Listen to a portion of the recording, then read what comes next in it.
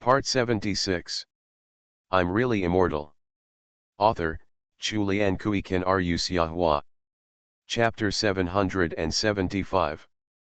Previous summary, Chapter 345 of Volume 3, Lu Chang'an tells Li Hongfang about the Chinese people's visit to Fuzhou during the Kamakura period. The Kamakura period is considered the beginning of the Fuzhou feudal era and the first stage of evolution from the rule of noble lords to the samurai lord system. At this time, the Fujiwara family was no longer what it used to be. In the entire Kamakura period, there were only two generals named Fujiwara. Before this, only women from the Fujiwara family were qualified to give birth to the emperor, and the emperor was always the grandson of the Fujiwara family. For quite a long time, the Fuzhou people have longed for the support of China. If they are received and canonized by the Emperor of China, it will be a symbol of destiny. During the Kamakura period, the Fujiwara family was extremely eager to restore its former glory. At that time, a Chinese man who led a fleet and sang songs on the waves came to Fuzhou. He is charming and suave, and every Fuzhou woman longs for his presence. His eyes are clean and clear, a brightness that Fuzhou men do not possess. He was tall, and his gentle eyes could only be touched by looking up. At this time, the Fuzhou man always followed him with his hunched body, like an adult and a child. Those Fuzhang people who had the ancestry of immigrants from China during the Qin and Han dynasties regarded him as the glory of their ancestors. They stood with him, with the spirit and brilliance on their faces, as if they had become Chinese people again. The head of the Fujiwara family at that time had the honor to entertain this distinguished guest. The Kamakura period corresponds to the period from Guangzhong of the southern Song dynasty to Huizong of the Yuan dynasty. The Kyushu Fenglai swordsman went to sea. The first place where the master of the Kyushu Fenglai swordsman went to sea was in Fuzhou. Fujiwara Kui is very familiar with this period of history, and knowing the secrets of this period of history that have not been recorded in writing is the origin of his current mission. You just died. Hearing the man next to him scold him, Fujiwara Kui smiled indifferently. Even though dragons were virtual creatures in their eyes, they regarded them as totems. Being called dead by him, a Japanese, obviously aroused them. Some fragile emotions in my heart. In ancient times, rock carvings and knotting of ropes to record events were the same as today's recording methods such as video and audio.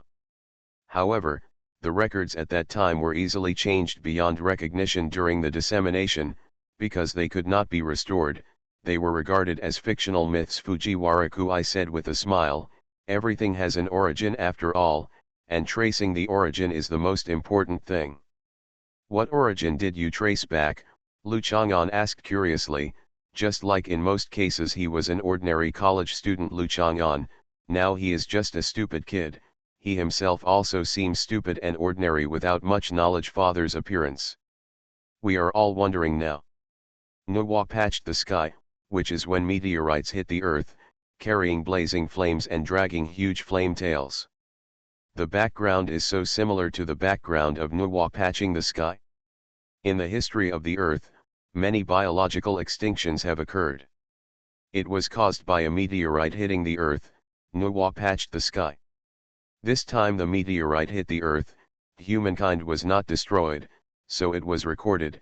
This kind of record does not have too many details for study, it is just recorded. Fujiwara Kui looking up, I couldn't see the sky, only the bright chandelier of the bookstore reflected the open pages of the book. Lu Chang'an also raised his head and looked at the sky. This is true. Anyone with a little brain is willing to analyze it and come to the conclusion that Nuwa patching up the sky is a mythical record of a major event. This meteorite attack on the earth was recorded, naturally because humans were not extinct. If humans were extinct in this incident, there would be no legend about Nuwa patching up the sky. Do you know why humans were not extinct? Fujiwara Kui looked at the young father next to him with some intention of taking a test. You just said that the dragon died when Nuwa patched up the sky. Isn't it that the human race was not exterminated and it was related to the dragon? Lu Chang'an reasoned in an ordinary way. This was not something he suddenly remembered. He just followed Fujiwara Kui's thinking.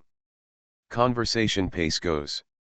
An outstanding young man like Fujiwara Kui, when faced with a conversation partner who is inferior to him in all aspects, can certainly grasp the rhythm of the conversation, just like Bai Hui is always led by Zhu Huntang and ascends to heaven in a daze, fairy. That's right, Fujiwara Kui sighed. In that era, the ancestors of Middle-earth worked at sunrise and rested at sundown. They lived a life of slash and burn farming, but they never thought that one day they would see the sky seem to be broken, and the lava from the sky was smashing into the sky. Earth. The ancestors were so frightened that they felt as if the sky was falling. The fireball had not yet hit the ground, but their faces were already burning. The tender hair of the newly born babies was scorched by the heat in the air. They were crying in their mother's arms. Facing the power of heaven and earth, their parents could only kneel down and beg God for mercy. The earth seems to be cracking open, the flowing river water is going to be evaporated, and the creatures on this land seem to be exterminated again. Fortunately, this time they have a powerful guardian. The dragon soars into the sky, as if carrying the will of the life on earth to continue its lifeline. It smashes the meteorites one by one. It moves between the sky and the earth, and its huge body will naturally destroy countless affected lives. But for the sake of the survival of more lives, it doesn't care about everything, it doesn't care about itself either.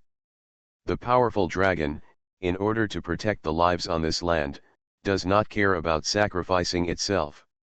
It is fighting against the power of heaven and earth, fighting for the hope of living for the creatures it protects. Meteorites are broken by it one by one, and its body has also become broken and broken. It's just that the world is ruthless. Since it wants to protect these creatures, it must use its life in exchange.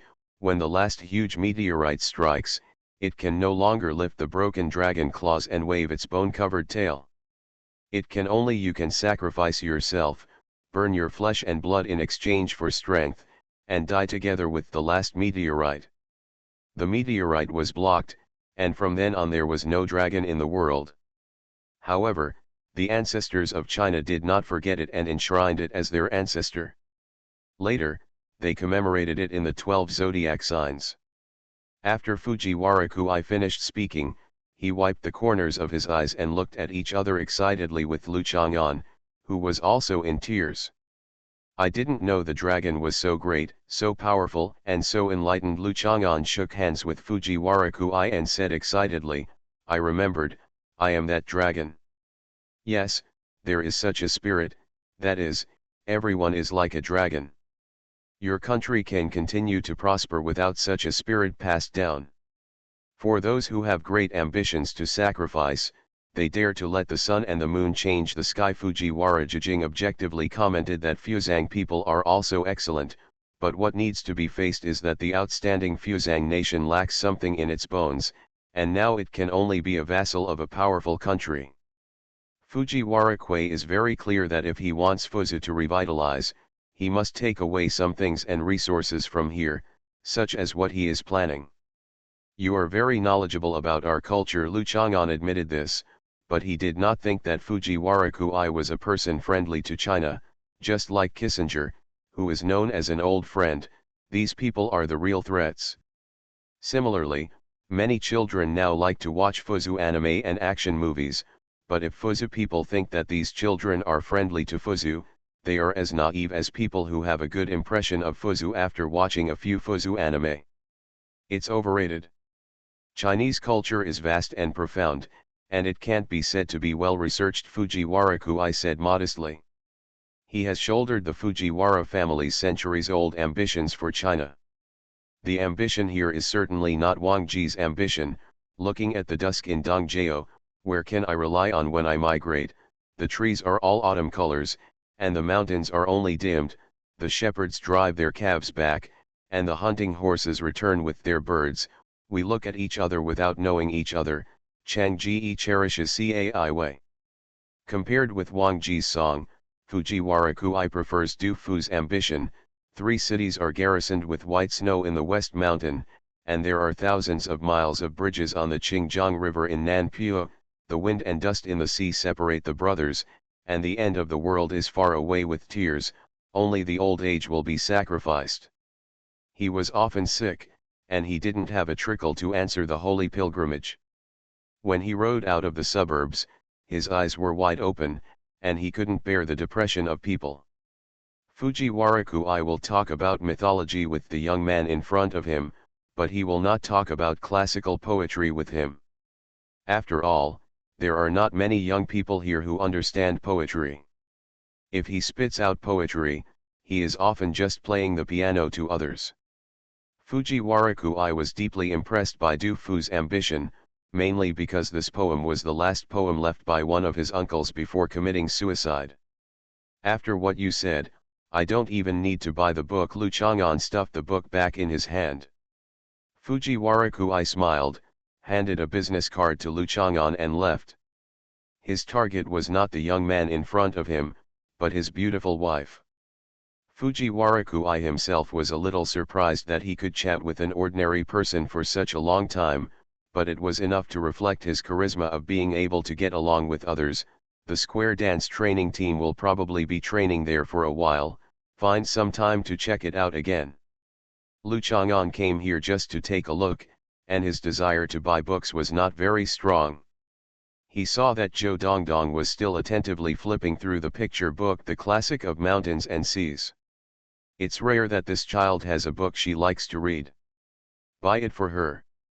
Lu Chang'an bent down and saw a line of saliva dripping from the corner of her mouth. Lu Chang'an frowned and gave up the idea of buying this book for her. Because he bought this book for her, it was seen by Shang Guandandan. Shang Guandandan would probably persuade Zhou Dongdong to ask Lu Chang'an to catch a strange beast from above and bring it back to eat. Never mind. The supermarket for buying ice cream and the bookstore for reading are just downstairs from the dance team's training ground. It didn't take much time to go back. Bai Hui had just started teaching dance. She found out that Lu Chang'an, who had promised to stay and watch her dance, suddenly the figure disappeared, but she couldn't say that she had to call Lu Chang'an back before she started dancing. When Bai Hui was dancing, she turned around and found that he had come back. She took a moment to give him a look. Lu Chang'an couldn't ignore her and gave her a polite roll of his eyes. Zhou Shuling was guarded by a group of old men and women in the middle. She was dancing seriously and hard as she debuted in C position. Zhu Huntang and Shang Guandandan were unwilling to do anything. They chatted together, and Zhu Huntang tilted his head from time to time to let Shang Guandandan touch him. Lu Chang'an couldn't help but suspect that if Shang Guandandan touched Zhu Huntang's head a few more times, she would say that Zhu Huntang was her favorite daughter-in-law. It's up to her, anyway. Lu Chang'an won't really make any choices based on Shang Guandandan's preferences. He has a girlfriend. Lu Chang'an glanced back at Hexi. The lights in Hedong are a symbol of the city's prosperity. The dancing downstairs of the Bailong Center, whose lights are shaped like stairs to heaven, has a noisy sense of the times. Those energetic old men and women, and the energetic Tibetan bear girls, they all give people a feeling of tranquility over time. Behind the quiet years, there is no one except those who bear the burden and move forward. The lights in Hexi are not so layered, just like the lanterns hanging under the eaves of inns in many ancient towns and scattered along the river banks. There are only scattered stars on Lushan Mountain. There are a few areas of Xiongnan University at the foot of the mountain where the lights are much dim. That is the Orange Garden community wherein Nuan is located. He roared there this morning, but it attracted the captors who coveted the exotic beast. Lu Chang'an was sure that Shang Guandandan heard it wrong. It was not a little monster. Fujiwara-kui was probably talking about alien beasts at that time. When chatting in the bookstore just now, Fujiwara-kui also used the word alien beast. A family like Fujiwara, which has been around for a long time in human history, may not be as comprehensive as the Sumei and Zhu families now, but it can still be regarded as a behemoth in human society. When I think of the Japanese, I can't help but think of cherry blossoms, Mount Fuji, World War II, Pearl Harbor, Okinawa, suicide, otaku culture, etc. So Lu Chang'an decided to go find Anyuan again tonight and discuss these Japanese labels with her. I say, can give me some piao, or, anything. I'm really immortal. Author, Chulian Kui Kan Ru Xiahua. Chapter 776. Considering that An Nuan, Lu Yuang, Professor Ling, and Hans Hizi were eating out at night, Lu Chang'an waited until 10:30 in the evening before setting off from Hedong to Hexi, preparing to discuss some interesting and serious topics with An Nuan. I met Fujiwara Kui today, and I remembered some things from the Kamakura period. Of course, I remembered more of the corresponding romances of the Southern Song dynasty. It just so happened that I told An Nuan a little bit about Sujosu's story in Linen last time. I can tell her more about Sujosu's experiences in that era later. When the Lantern Festival was over, the winter vacation was over, and both primary school students and college students were going back to school. Lu Chang'an came to Lushan University town and from time to time saw returning students dragging their suitcases to the student apartments. Lu Chang'an could even smell the smell of local specialties in the air. For example, a sturdy boy with a crew cut just passed by him. His face was filled with a healthy luster and his eyes were warm. He was the kind of person who is cared for by his family. The natural satisfaction and happiness after worrying about him overflowed. He was also holding a large plastic bottle in his hand, which contains slightly dry tempeh. His tempeh is not as good as Lu Chang'an's, that's for sure, but he won't dislike it, otherwise, how could he show such full spirit and temperament? Those who dislike the intentions of their family members and do not care about them cannot exude such spirit. What they exude is a feeling that is not pleasing to the eyes. After all, it was food carefully prepared for him by his parents and family. They were worried that he would not adapt to the taste of the school, so they baked the tempeh to be drier and more suitable for long-term storage. It is estimated that he can eat it for 1 semester. When your tempeh is ready, you can give some to Zhu Huntang. If she dislikes this strong-smelling fermented food, Lu Chang'an will kill her. Forget it, let her copy GE10 until her hand is broken. I hope she will. You can understand some truths from this warm text about children and parents. Remembering that Fujiwara Kui and Wu Qinglian were discussing the matter of capturing alien beasts, Lu Chang'an looked around and slowly walked to the original Sumei's glass house. Although there were many cameras here, most of them belonged to the surveillance of this underground base system. This underground base was partially destroyed by Lu Chang'an, but the basic facilities were still intact. When she was in Antarctica, I heard Sumei say that Zhongqing was in charge of the current restoration work. When Zhongqing and I had barbecue together before, Zhongqing drank too much and talked to Lu Chang'an about the person who stayed young forever. Lu Chang'an then concluded that Sumei had dragged Zhongqing to the entrance of the mysterious world, letting Zhongqing know a lot secret things. Lu Chang'an jumped to the top of the glass house on the ground, walked to the middle of the antenna array, and began to emit a whistle that was basically the same as this morning, except that the sound was a little weaker. Ordinary human ears could not hear it, but if analyzed with instruments, then can tell. When the area covered by the sound field was too large, it was not easy to accurately find the location of the sound source. No one would be able to find him for a while, so Lu Chang'an called out a few more times without wanting to finish. Just like many people like to sing, singing can bring people not only psychological intoxication, but also physical enjoyment. Howling has a similar effect. Everyone has the sudden urge to shout a few times to vent, which is enough to show that speaking out can affect a person's psychological and physiological behavior. Lu Chang'an once knew a master of vocalization. He could vocalize in a woman's ear, allowing her to have the feeling of intimacy with her lover. Compared with those who rely on devices to play voice-activated benefits nowadays, the eardrums are so high that they don't know where to go. Of course Lu Chang'an can do it, he can even cover large urban areas, but it takes a long time to do it slowly and calmly, but this kind of thing is a bit boring and Lu Chang'an is not interested. There are very few opportunities for him to apply this ability. What impressed me deeply was the time he met friends in Bowen. The breeding technology and research on panda breeding at that time were far inferior to those now. During the season suitable for breeding, the female pandas at the panda breeding center, but they seemed to be collectively indifferent and unwilling to be intimate with male pandas. Seeing that his old friend had a sad face and was completely in no mood to go to Baifeng Gorge with Lu Chang'an to look for savages and mountain whales, Lu Chang'an had no choice but to use his voice to activate the female pandas, making them enthusiastically fall into the arms of the male pandas. The number of panda cubs born that year is still a peak that is difficult to break through for the panda center. Among them, a panda Pan Pan was born and became the mascot of the 1990 Asian Games.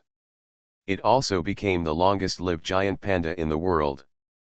Pandas have strong fertility and can produce dozens of offspring. It is not uncommon for Lu Chang'an to do this kind of thing. After all, in the history of biology, in addition to protecting the survival of some groups, it is also important to allow them to reproduce. It is not difficult to understand why Lu Chang'an even knows how to compete with male Cantharis for females. Cantharidin's favorite. After casually dismantling a row of antennas in the antenna array and looking at the novelty, Lu Chang'an jumped down from the roof of the glass house. Technology is becoming more and more advanced.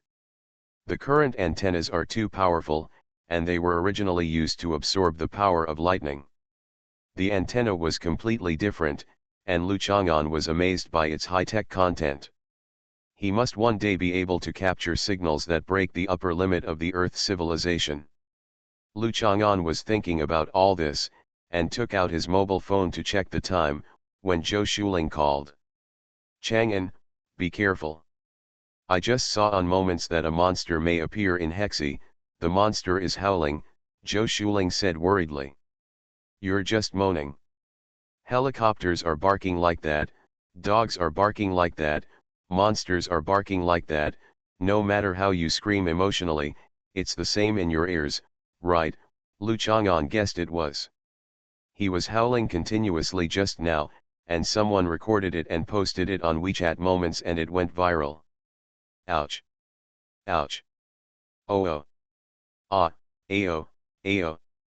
As soon as Lu Chang'an finished speaking, he heard a series of barks coming from the other end of the phone. They were Zhou Dongdong, Shang Guandandan, and Lu Sin, but only one of them was a real dog. It shouldn't have been barking like this in the first place. That's what it sounds like to me. You see, they are all learning, and they are about the same. Zhou Shuling hummed a little aggrievedly. She obviously meant well to remind him to pay attention to safety, but he couldn't grasp the point at all, and he only blamed her for not learning. Picture. Then you learn one too. "Aw, I don't want to learn." I hung up. "Please be safe," Zhou Shuling reacted after calling out. She blushed and quickly hung up the phone to call Zhou Dongdong. She was the one yelling beside her, which made Zhou Shuling I also became stupid. Lu Chang'an looked at the phone and smiled, opened Weibo, which he had not used for a long time, and checked it out. There was a circle of friends, and there should be one on Weibo. After all, there was such a howling sound coming from the foot of Lushan this morning, and again in the evening. It will inevitably arouse the curiosity of many people. According to Popular Science in Natural History magazine, it may be a yellow-legged three-toed quail. The natural science popularization is Gizhu dragon roar, that one could be quail. What we have here is dragon roar. Are you serious about the dragon's cry? I'm from the equipment department of Kasal College. Our executive department kills many dragons a year, including many subspecies, dragon kings, and hybrids. After all, dragons are very lustful. The current climate abnormalities are caused by dragons, and they can also cause volcanic eruptions and earthquakes due to their awakening. Okay, let's not talk about it anymore. I'm going to slay the dragon with the execution department. Could this be a bird's call? What kind of bird's call can be heard throughout the county? It calls in the morning and then calls in the evening. This is Zayangda University. Isn't it natural that there are some secrets? Can't you just pretend you didn't hear me? The National Supercomputer Center is here. How many times does your computer beep when it's okay? If the dragon roars, it will be over. The dragon roar means the world is in chaos and people are uneasy.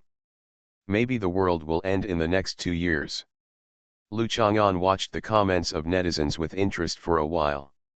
In fact, as long as there are no disgusting things like those who hate the Kuomintang party and talk about your country and pink maggots, the discussions among netizens are always interesting and lively.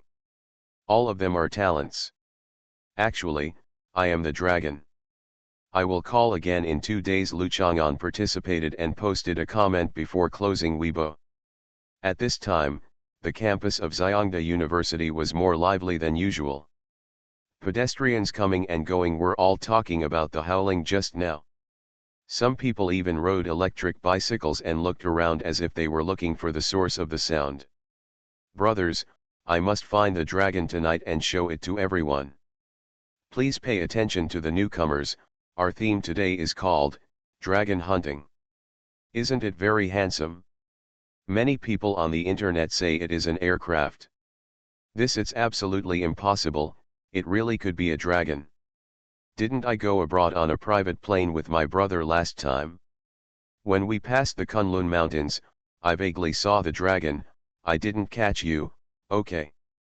I was leaning against the window, half asleep and half awake, and opened the visor as soon as I saw the white clouds rolling. There was a dragon-shaped dazzling light passing through the clouds. I was shocked. I saw thousands of miles of clouds opening, and underneath was the majestic Kunlun Mountain. You know Kunlun Mountain, that is the vein of the dragon. The dragon has always been hiding in Kunlun Mountain, but why does it appear in our southern Hunan now? It's because someone once cut off Kunlun, and now it comes to seek revenge. There is a poem that says, "Don't be so high, don't be so snowy, you can rely on the sky to draw your sword." Ma Benway put the whole live broadcast stand on his Bentley car, and he was quarreling with the water friends in the live broadcast room. Suddenly something hit his head. When he was in pain, he roared, "Who threw the stone? Brothers, if someone throws stones at me, please wait for me." Ma Benway did not forget the effect of the live broadcast and put on a furious posture. Who else could he be afraid of in Juncha? If you dare to throw stones at him, he will make other people's heads crack open. Brother Lu, it turns out it's you. Ma Benway turned around and saw Lu Chang'an standing in front, looking at him expressionlessly.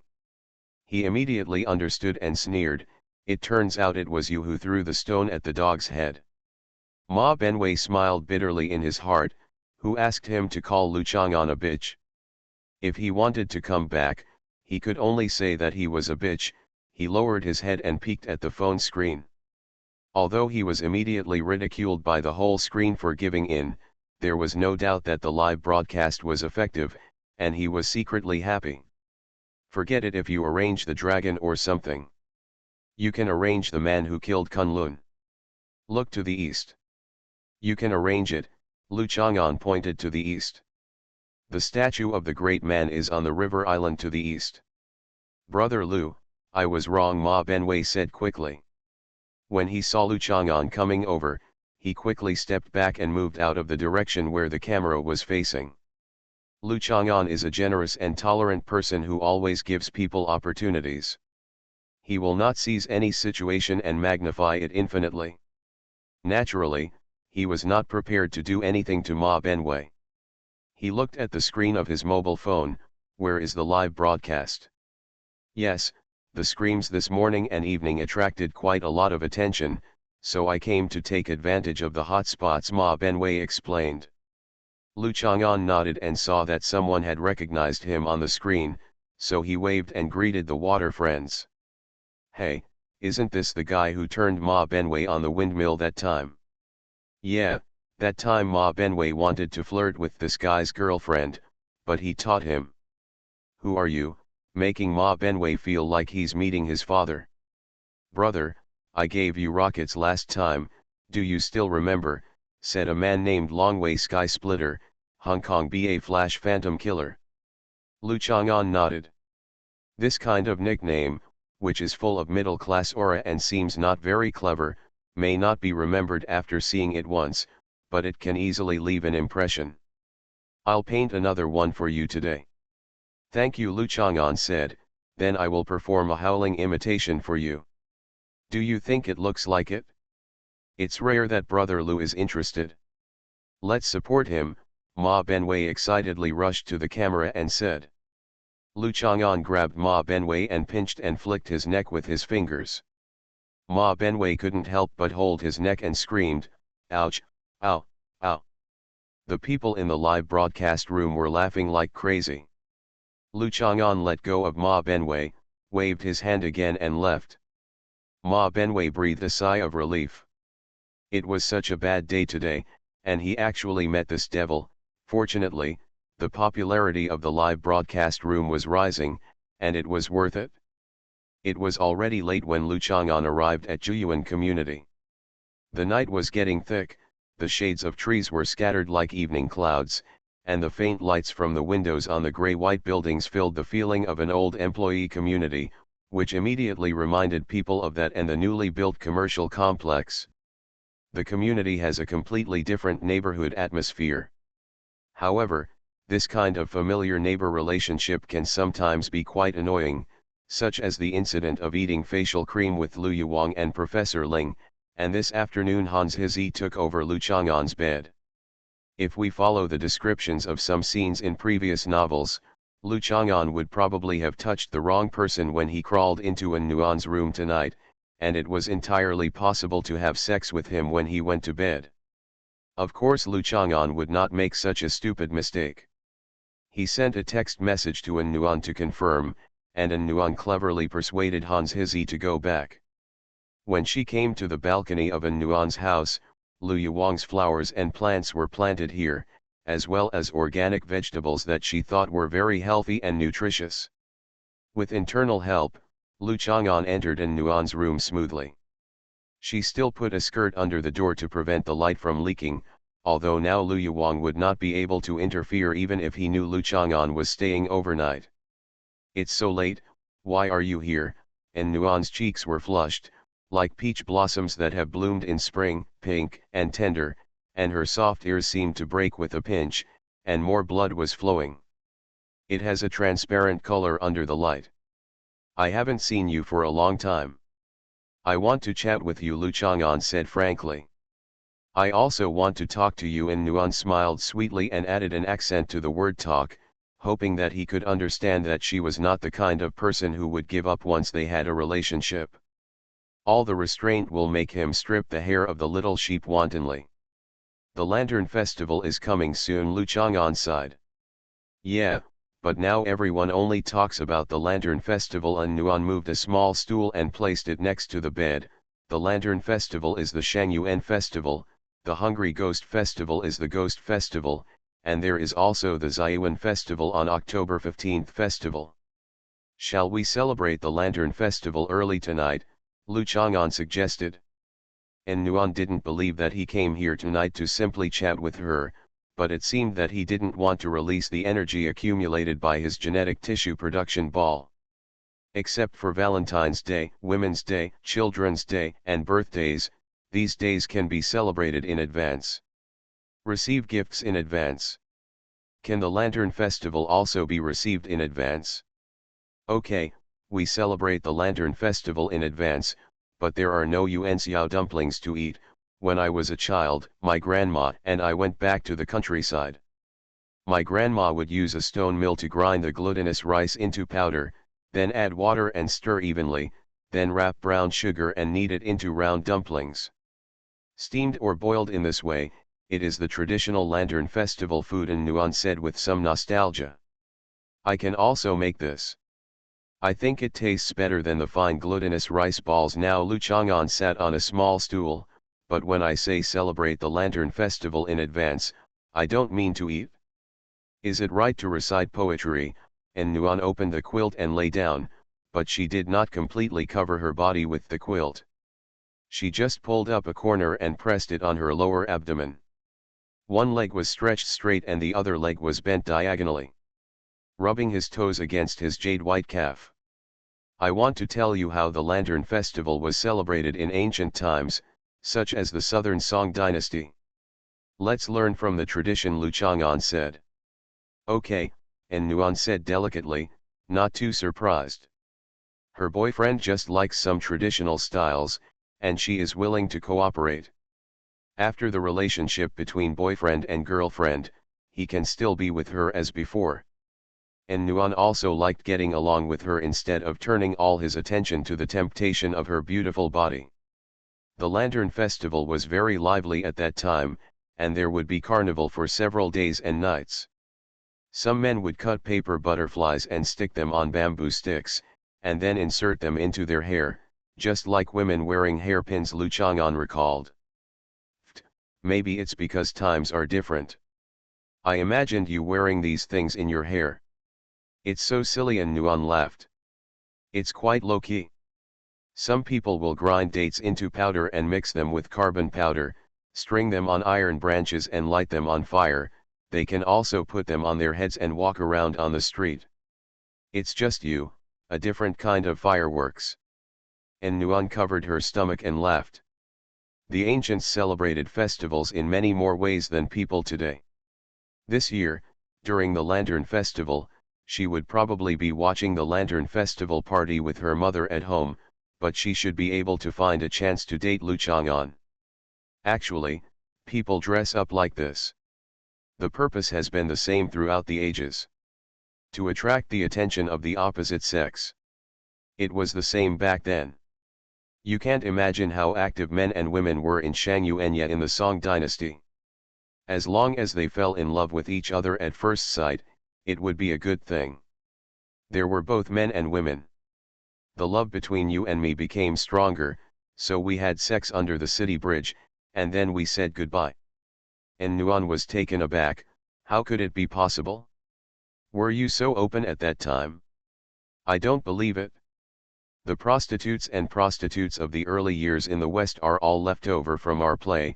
According to historical records, near Duanmen in the capital, there were as many as 5,000 to 6,000 couples of men and women holding hands and kissing and hugging each other. There are also women who are dissatisfied with their marriages and boldly throw sachets and handkerchiefs with writing on them off the carriage, and let the people who pick them up run with the carriage and stop in a secluded place. Being able to catch up with the carriage is enough to show that you are strong. It's probably satisfying. Lu Chang'an recalled that Suzhou, who also chased the carriage back then.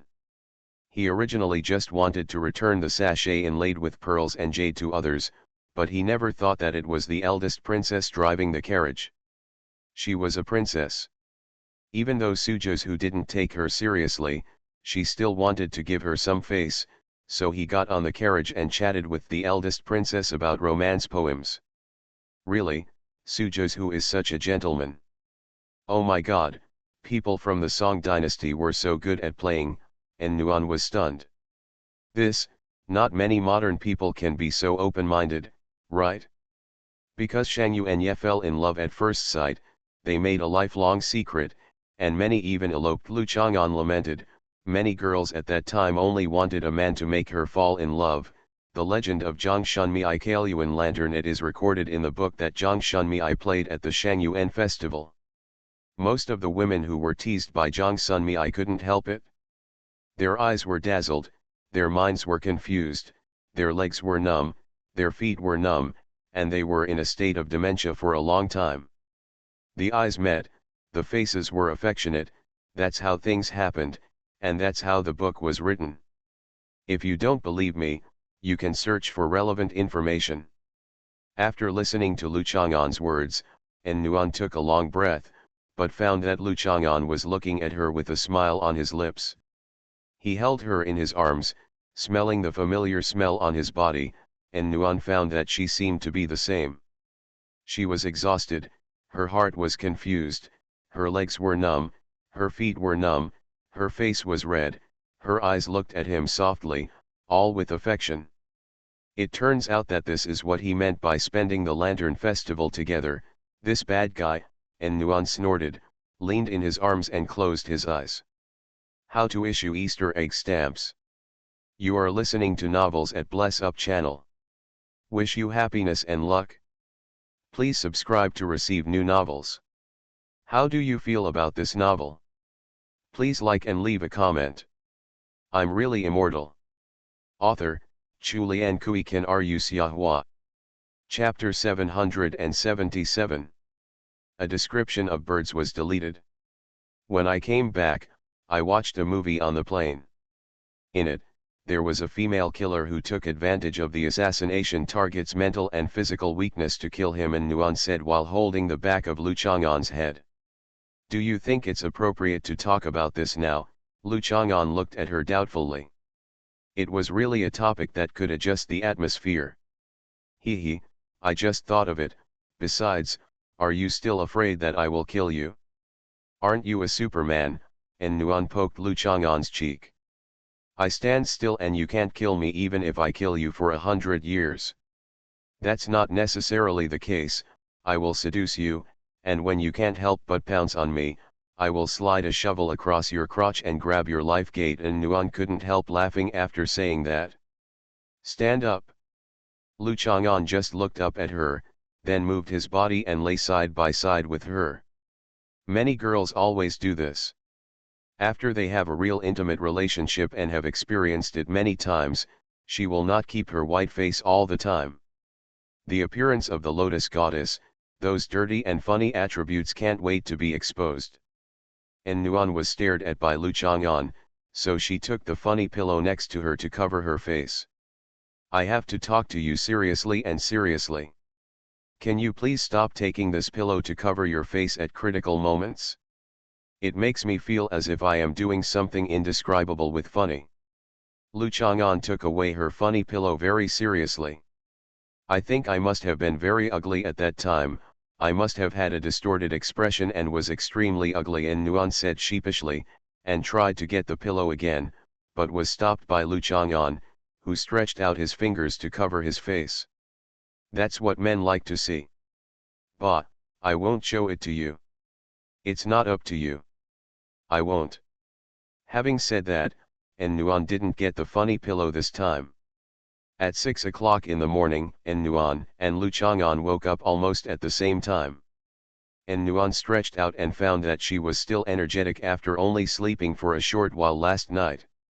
She originally thought that she would definitely sleep until midnight today, but she felt again Professor Lu would tease me with all kinds of weapons and sticks, and I would feel weird and angry, but I woke up at 6 o'clock, and I immediately got up with peace of mind. En Nuan wanted to wash up first, but when she walked out of the room, she saw that her mother's bedroom door was open. She glanced at Lu Yuwang and found that Lu Yuwang was no longer in the bedroom. Where have you gone? En Nuan was a little strange. Lu Yuwang would never get up so early normally, so she walked to Lu Yuwang's bedroom and took a look. She found that the bag and mobile phone she used frequently recently were not there, and she had gone out. En Nuan quickly went back to the room to get her mobile phone and called Lu Yuwang. The phone rang a few times and then the call came through, and Lu Yuwang cursed angrily, "You're still letting me go to sleep? I just fell asleep after a lot of effort." "Mom, where are you sleeping?" En Nuan ran back to Lu Yuwang's bedroom, pulled the quilt that was obviously empty, and looked down under the bed, but he was not there. "I'm in the hotel in Bailong Center. Let me sleep well and don't call me. I've turned off my phone." After saying that, the call was hung up. En Nuan looked at the hung up call interface inexplicably.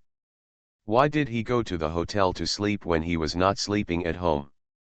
As she thought about it, En Nuan gradually blushed, screamed and ran back to her room, got into the quilt, and then hid herself in it, pulling the four corners of the quilt tightly, like wrapping herself in a dumpling wrapper.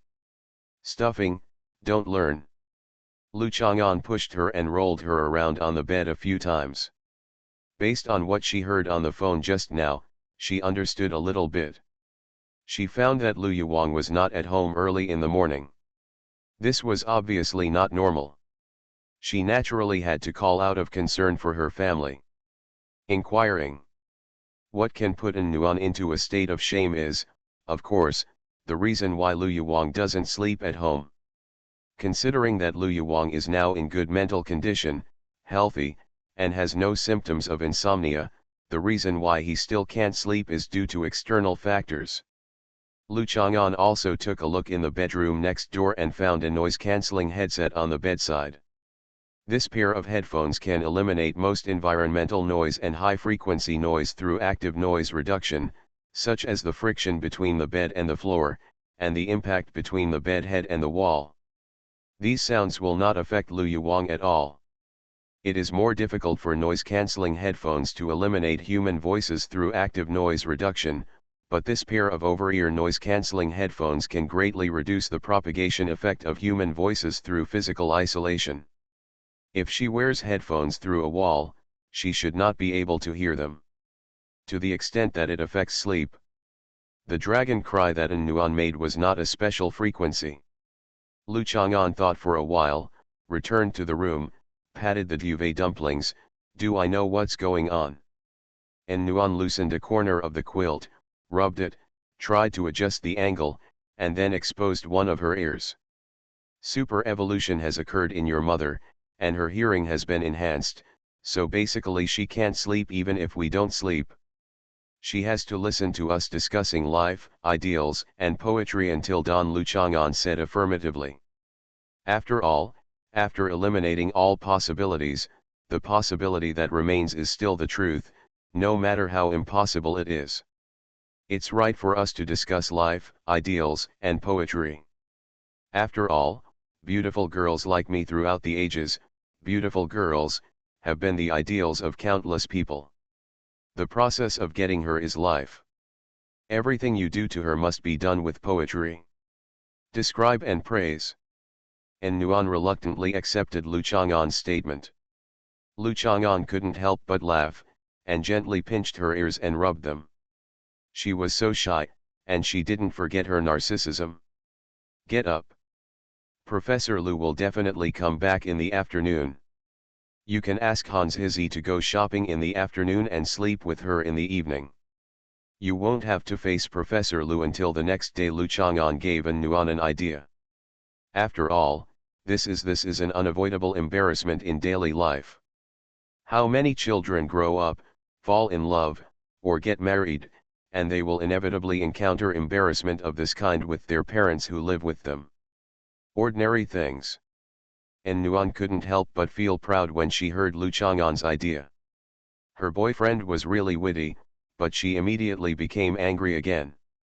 She climbed out of the quilt and hugged Lu Chang'an's neck angrily.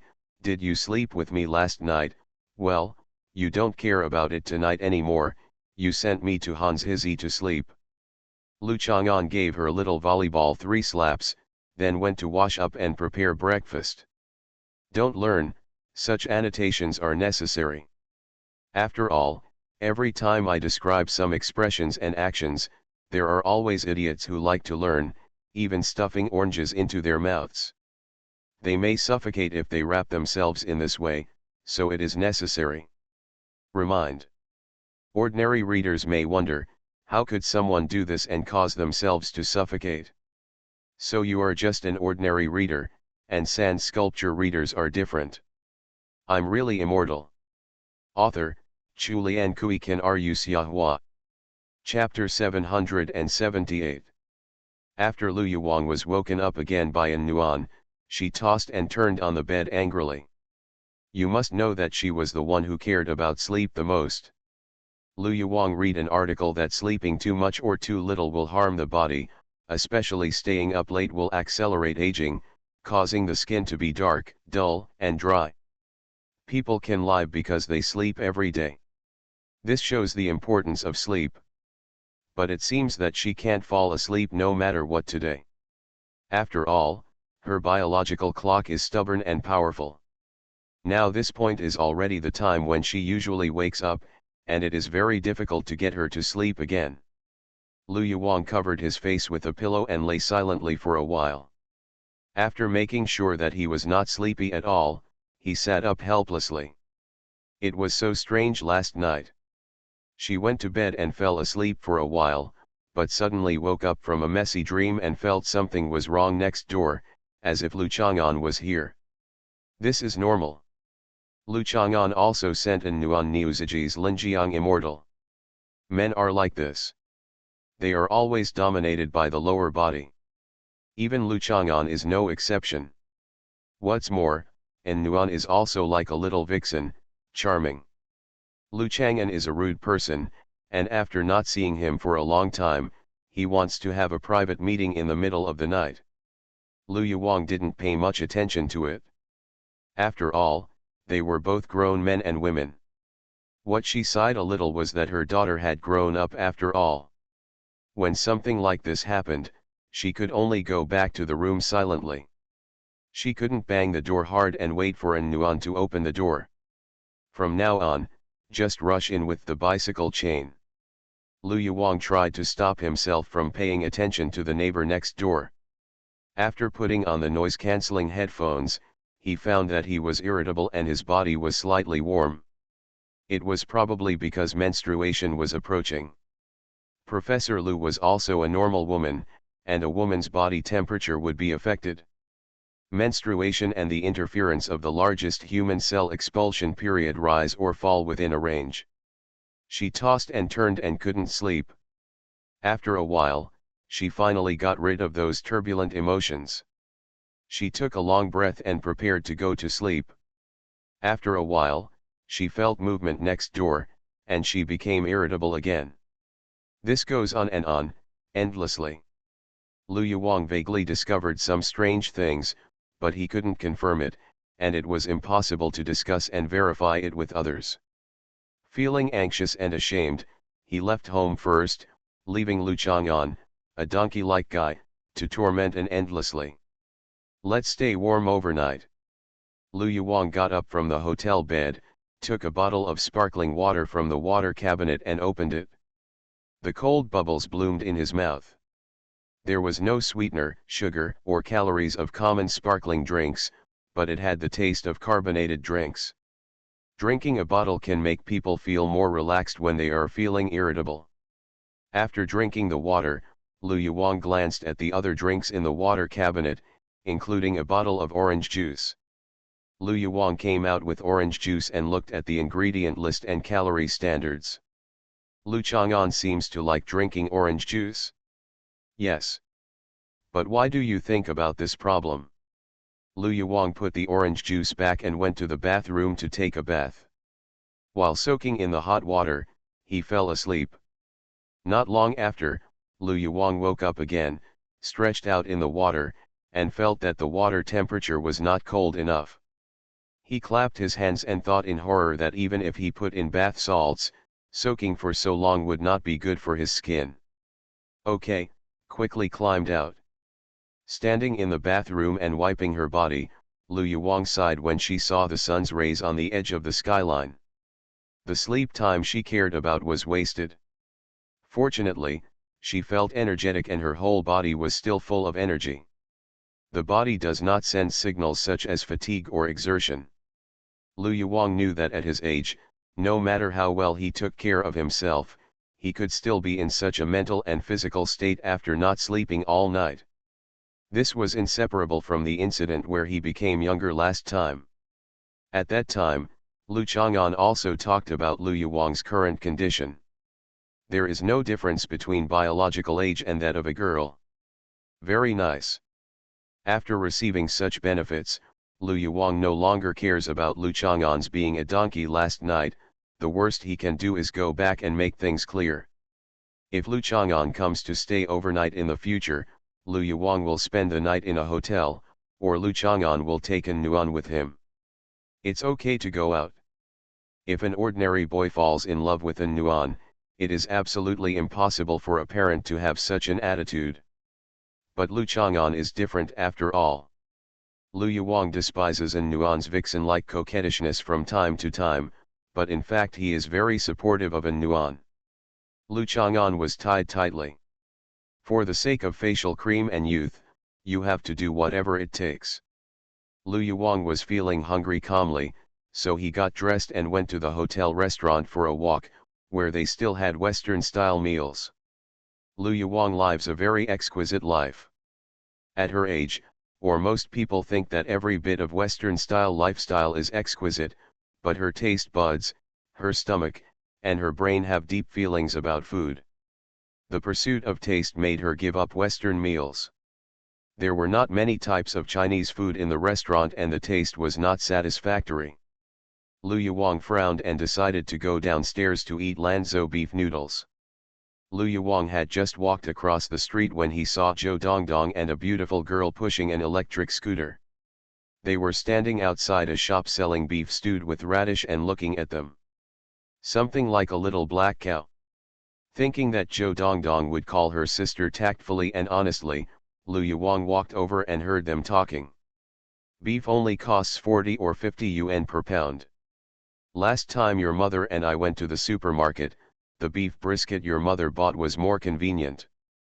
But a bowl of beef stewed with radish here costs 42 yuan. I counted, and there were only 8 pieces of beef in the bowl the man ate just now. I also counted, there are 10 yuan. Note, I was in elementary school and can count to 10. 2 pieces were fat. She didn't eat them, so throwing them away doesn't count. You can eat fat meat. Why should you throw it away? Zhou Dongdong said sadly. Your brother Chang'an hasn't given me pocket money today. I only brought out 20 yuan. We also have to buy 2 silk dolls to eat. The cheapest beef soup here costs 15 yuan, but there is no beef soup. Beef. Zhou Dongdong dug into her pocket and took out a crumpled dollar, which she earned from doing housework last time. Now that we have $21, I asked her if she could sell us half a portion and the 3 of us could eat together. Asking merchants if they can sell half a portion, a third of a portion, and selling a little bit to them is a daily routine for Zhou Dongdong and Shang Guandandan. Lu Yuwang saw that the beautiful girl with long hair covering her back was going to negotiate with the store, so she quickly picked up her skirt and walked a few steps faster, and hurriedly ran in front of them. The opportunity has come. Dongdong, why are you playing here? Can I treat you to beef stewed with radish? Lu Yuwang said to Zhou Dongdong. It's the sister who invited brother Chang'an and me to dinner last time. After such a long time, Zhou Dongdong can still be recognized at a glance, so her claim to be witty is not completely unreasonable. As long as you treat Zhou Dongdong to a meal, she will never forget you. It's me, Lu Yuwang was overjoyed. Even her wrinkle-free face was wrinkled by her smile. She was already 30 years old and could still be called sister by children. How could she not be happy? Shang Guandandan glanced at the hot and fragrant beef stewed with radish, but did not let down his guard. He said a little warily, why do you want to treat us to beef stewed with radish? Taking a closer look at Lu Yuwang's face, Shang Guandandan recognized it. It turned out to be Mozi's longing for girlfriend, his girlfriend's mother. This woman came to the community with Lu Chang'an's girlfriend. At that time, Shang Guandandan didn't want to leave the coffin, but she didn't know what was happening outside. She was just observing the people and things around her secretly. There are actually some special essences in this woman's body. I felt it carefully and found that the distribution of essences in this woman's body was different. It was not concentrated around the lower abdomen and spread out. Instead, it began to overflow from the mouth. Could it be? Shang Guandandan didn't think much about it. After all, he was a promiscuous emperor.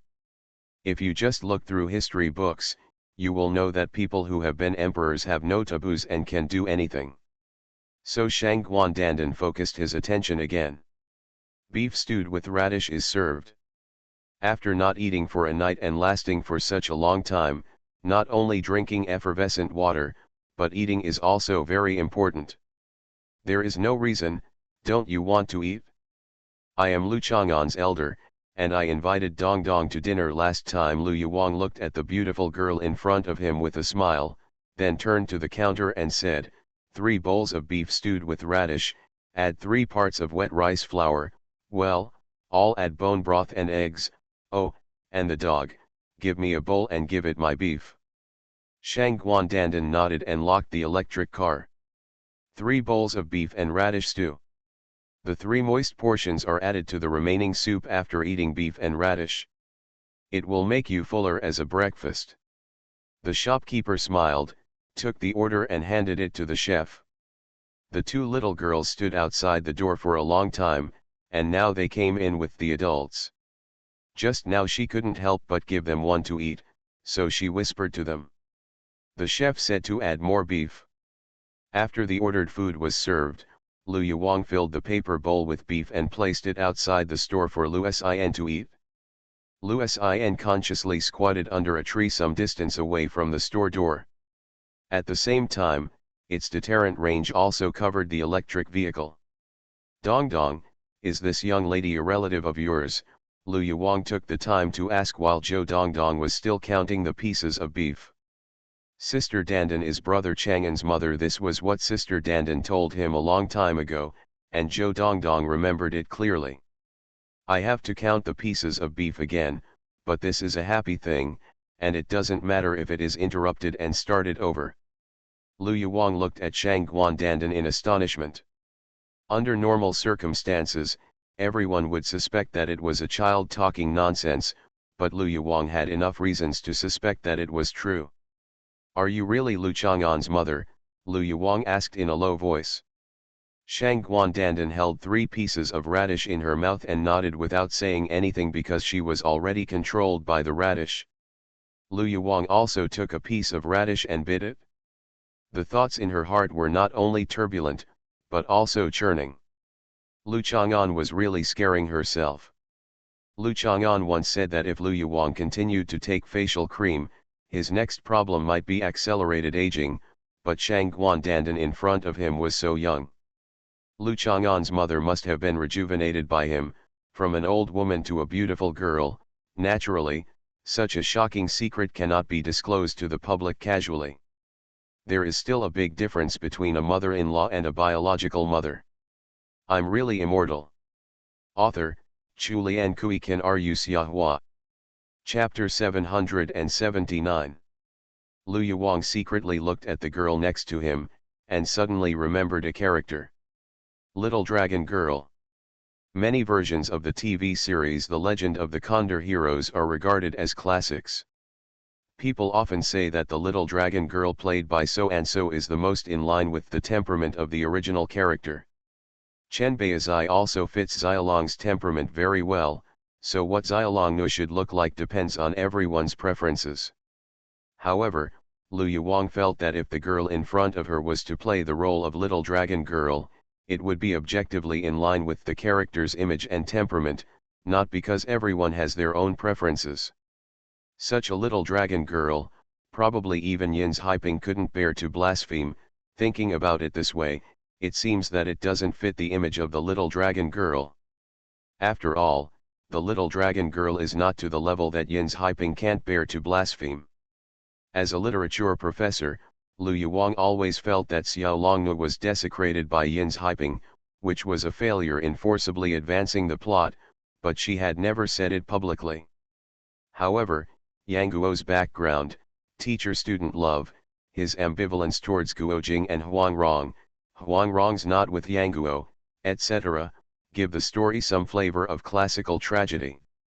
It is better to write a character that readers like, and then the simple, crude, and extremely deliberate method of destroying her was much better.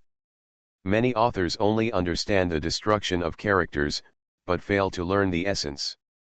This is also a point Lu Yuwang often discusses with students during his lectures. Lu Yuwang was thinking about it and became a little distracted. She took a bite of a radish. The radish full of soup was particularly sweet, which made her come back to her senses and continue to look at the beautiful girl in front of her. Her skin is delicate and snow-white, with a hint of pink. It should be the ultimate level of skin health and beauty. And Nuan seems to be just like this, a little, better than herself. Lu Yuwang admits this with difficulty. After all, The other party was in an unscientific state of rejuvenation. Lu Yuwang didn't want to forcefully compare with the other party, so it wouldn't be too sad to admit defeat reluctantly. Lu Yuwang analyzed calmly, and she was now certain that Lu Chang'an was the uncle she had an online relationship with, no, the uncle she had chatted with online. She also met that uncle in reality. Later, because she appeared to be in a state of returning to youth, Lu Chang'an said that she might grow old. Lu Yuwang therefore suspected that Lu Chang'an might become that uncle by aging himself. She also doubted whether Lu Chang'an would return to his youth, and he was actually an uncle, that Professor Lu Jianxi. After seeing the girl in front of him, Lu Yuwang understood that regardless of whether Lu Chang'an could grow old independently, Lu Chang'an was Lu Chang'an, and Professor Lu Jianxi was Professor Lu Jianxi. Why? The reason is simple. Lu Yuwang has seen many movies in which crazy scientists try to resurrect their wives or daughters at all costs. For example, Huang Yaoshi froze his wife's body, but he has never seen anyone trying desperately to resurrect his old mother. If Lu Chang'an is Professor Lu Jianxi, that is to say, the person who Professor Lu Jianxi used crazy technology to rejuvenate was his mother. This is not normal. Lu Yuwang's analysis is based on the thinking habits of liberal arts students. Liberal arts students always like to tell stories, use stories as the basis for their own judgments, analyze the cause and effect of things emotionally, and are full of with subjective expectations. Professor Lu is of course no exception. Who wants to be a professor of liberal arts? Listing facts, looking for evidence and numbers that don't lie, and rigorous causal deduction are the characteristics of science students, and they have nothing to do with her. Lu Yuwang's analysis actually makes sense. If Lu Chang'an is Professor Lu Jianxi, then what's the point of him rejuvenating his wife and then pretending to be his mother? Fortunately, judging from Lu Chang'an's performance in making facial cream and returning Lu Yuwang from a girlish state to normal, Lu Chang'an should have mastered most of Professor Lu Jianxi's techniques for rejuvenating people. Why do you say most? This is the conclusion Lu Yuwang drew from the fact that Lu Chang'an University's major was biology. Lu Chang'an definitely hopes that by studying this major, he can further master all the technologies, or be able to more perfectly use the rejuvenating biotechnology. Lu Yuwang thought for a while and felt that he was similar to the female Zudge. He had basically grasped the cause and effect and Lu Chang'an's secret. Why don't you eat?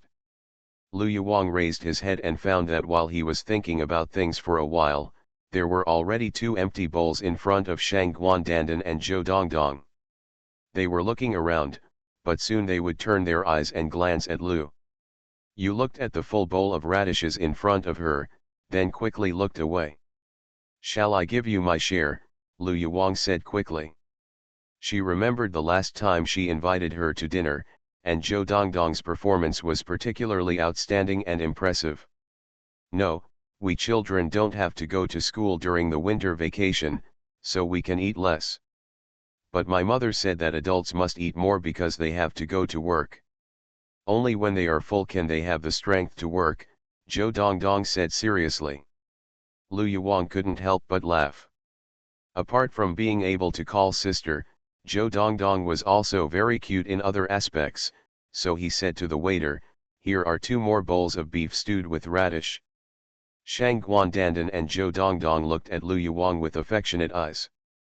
Lu Yuwang just raised the corner of her mouth slightly, but she was suspicious in her heart, and said to Shang Guandandan, "Dongdong's mother also eats, does she eat similar to you?" Shang Guandandan nodded, because when Lu Yuwang said a word, she just stuffed 3 pieces of radish into her mouth. She was already controlled by the radish and could not speak. "Eat slowly, and I'll take you back after eating." Lu Yuwang thought about it and thought he could stop by Lu Chang'an's house to take a look. After finishing the beef stew with radish, Lu Yuwang and Shang Guandandan walked out of the shop. "Thank you, sister, for coming to my rice noodle shop to eat rice noodles." Zhou Dongdong touched his belly and said to Lu Yuwang, "You treated us to beef and radish, and my mother will treat you to chicken rice noodles and chicken legs, and meat buns.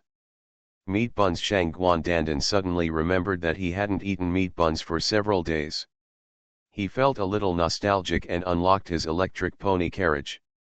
Thank you Dong Dong, I'll go when I have time, Lu Yuwang said with a smile, and then looked at Shang Guandandan strangely. Is the electric car out of battery? There's electricity. Shang Guandandan honked the horn quickly and made the electric pony car make a beeping sound to prevent Lu Yuwang from misunderstanding that her electric pony car was broken. Then why are you pushing me away? Because I don't know how to ride it yet, I can only push it around. Shang Guandandan felt that it was not feasible to keep the electric pony car at home. Just like her previous pony, even if she didn't ride it, she would still be able to ride it. Someone to run around with, instead of being kept in a stable all the time. Lu Yuwang opened his mouth, and then realized that after he returned to his youth, a second personality appeared, and he seemed very childish. Shang Guandandan must be the same. The three people, one dog, and one electric car slowly returned to the community where Lu Chang'an lived. Shang Guandandan pushed the electric car under the sycamore tree, honked the horn ditty twice, and wrapped a chain around the tree. Then he locked the tire of the electric car. Looking at the thick chain, Shang Guandandan touched the electric car and felt more at ease. Lu Yuwang admired Shang Guandandan a little. He was so diligent in pushing the electric car out and back, and his strength was not ordinary. Lu Yuwang asked himself that he couldn't do it. At this time, Zhou Shuling heard the ditty sound of the electric car and went downstairs, saying at the same time, Dan Dan, I steamed your favorite meat buns. You are. I am the mother of Lu Chang'an's girlfriend in Nuan. Just call me Teacher Lu. Are you Dong Dong's mother? Lu Yuwang looked at Zhou Shuling with a smile. You are listening to Novels at Bless Up channel. Wish you happiness and luck. Please subscribe to receive new novels. How do you feel about this novel? Please like and leave a comment. I'm really immortal. Author, Chulian Kuikan Ru Xiahua. Chapter 780. Zhou Shuling nodded. In fact, even if Lu Yuwang didn't introduce himself, she could tell that Lu Yuwang and An Nuan looked very similar. An Nuan came here to play when Lu Chang'an was in high school, and later in Lu Chang'an's I have also seen An Nuan's photos in my circle of friends. Lu Chang'an rarely posts on WeChat Moments and social media, so he was deeply impressed by the two posts he posted about my wife and in the same frame as her. I have to say that Lu Chang'an and An Nuan are very matched in talent and appearance. Only a woman like Chang Yi on the moon in front of her could give birth to a beautiful girl like An Nuan. Look at this skin, this figure. Hey, the figure is similar to mine. Because I always gain weight during the Chinese New Year, the places that should expand are a little swollen. Zhou Shuling doesn't mind that she has gained weight at this time, but she just thinks that she is dressed like this. Dressing up to show off your figure and temperament is not something Zhou Shuling can do. When she was most confident, she wore the woolen skirt that Lu Chang'an had modified, which also showed off her figure and the temperament of a beautiful woman. Mom and Nuan, do you want to try the meat buns? The meat buns made by Dong Dong's mother are the most delicious. Shang Guandandan took Zhou Dong Dong's hand upstairs, stood on the stairs, raised his hand and touched at the top of Zhou Shuling's head.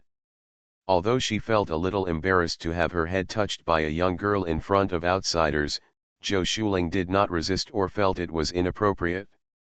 After all, even a young lady like Zhu Huntang felt comfortable squinting when Shang Guandandan touched her head. Look. No, I'm full. Lu Yuwang waved his hands with a smile, but his eyes fell on Zhou Shuling's head. The head, where three flowers gather at the top, is where the soul resides and where the yang fire burns. You cannot touch it casually.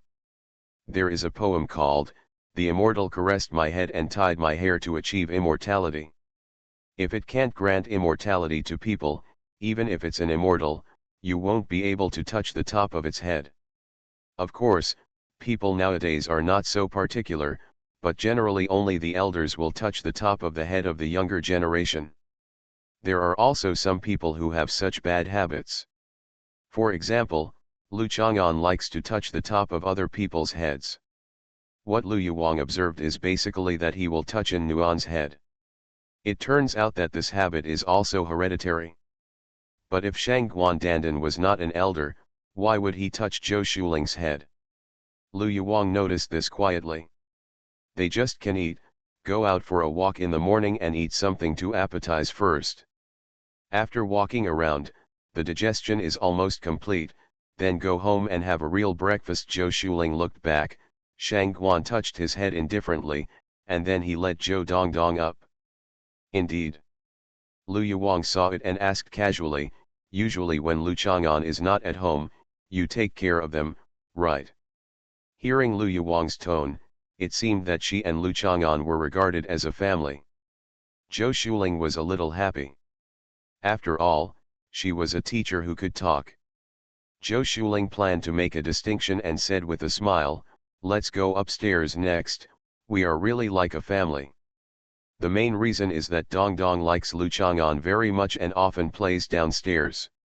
In our free time, we jointly opened a restaurant. I take good care of him a lot. I usually cook meals and help serve Dandan, which is what I should do. Zhou Shuling casually said serve and smiled. After all, Dandan was always so dignified and confident in not doing work, which made Zhou Shuling feel like she was some big shot being served. You are a family. Lu Yuwang was sure that he had discovered the truth.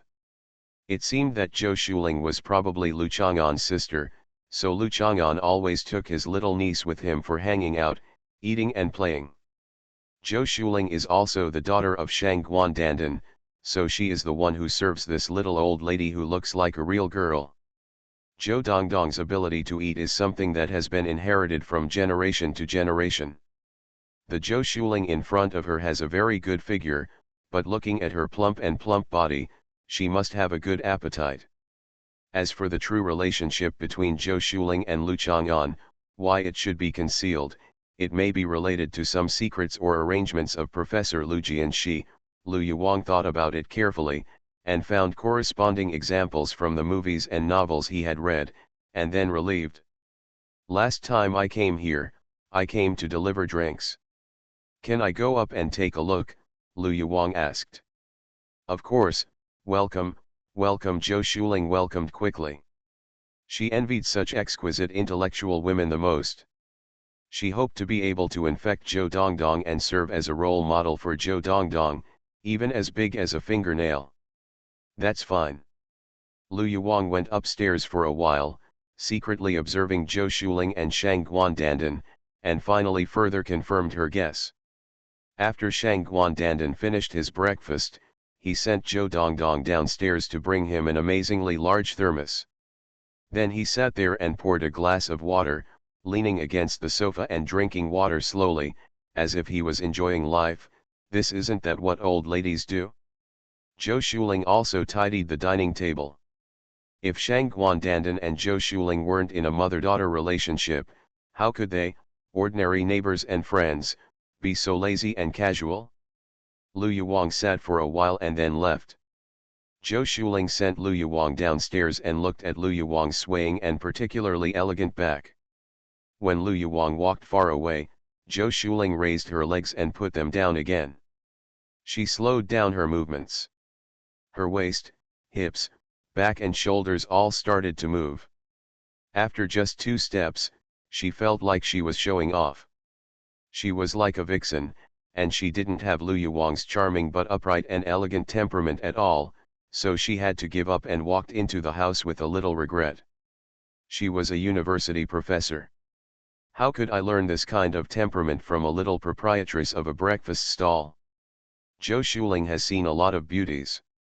Thinking about it carefully, the only ones who can really compete with Professor Lu in all aspects are Qin Yanan and the superior third wife. After returning to the electric heating table and sitting down, Zhou Shuling said to Zhou Dongdong, Dongdong, that teacher Lu just now is a university professor. Did you know? Are university professors great? Zhou Dongdong was a little confused when he heard his mother's tone. Of course it's awesome. She's not great at all. We just ate beef and radishes together.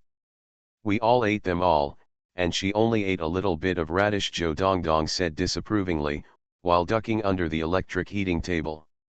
Who told you that she is a good eater? Zhou Shuling became angry and took Joe Dong out. Then what's so great about her? Joe Dong was grabbed by the tie at the back of his bib and danced a few times, unable to escape. She. Zhou Shuling couldn't say it after thinking for a while, so she had to emphasize with the majesty of her parents, she is very powerful. Doesn't it count as great if she is great at other things besides eating? Just like Songdazi, who doesn't eat well. You are great, but she is probably a little bit better at studying than you, and that is also great. What's the use of the second to last being a little better than the first to last? But I'm much better at eating than Songdazi. Joe Dong was a little proud. Zhou Shuling was stunned for a moment, not knowing how to refute, so she beat Joe Dong. I'm really immortal. Author, Chulian Kui Kan Ru Xiahua. Chapter 781.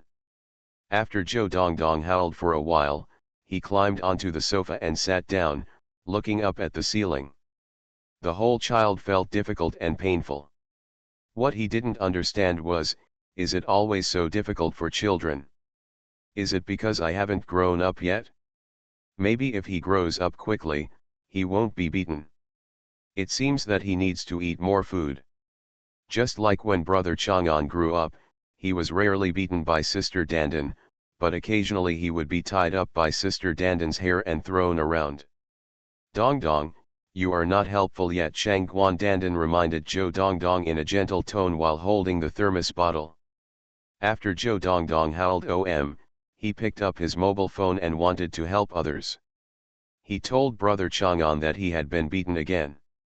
After opening Shangguan Dandan's mobile phone, he found a stupid-looking game and clicked on it to play.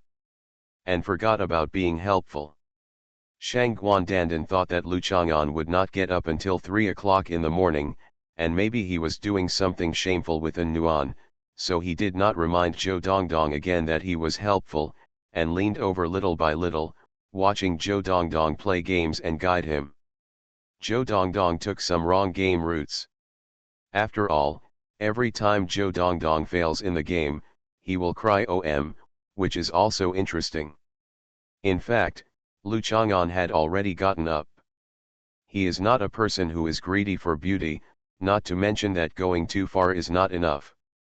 From midnight yesterday to this morning, he was considered moderate.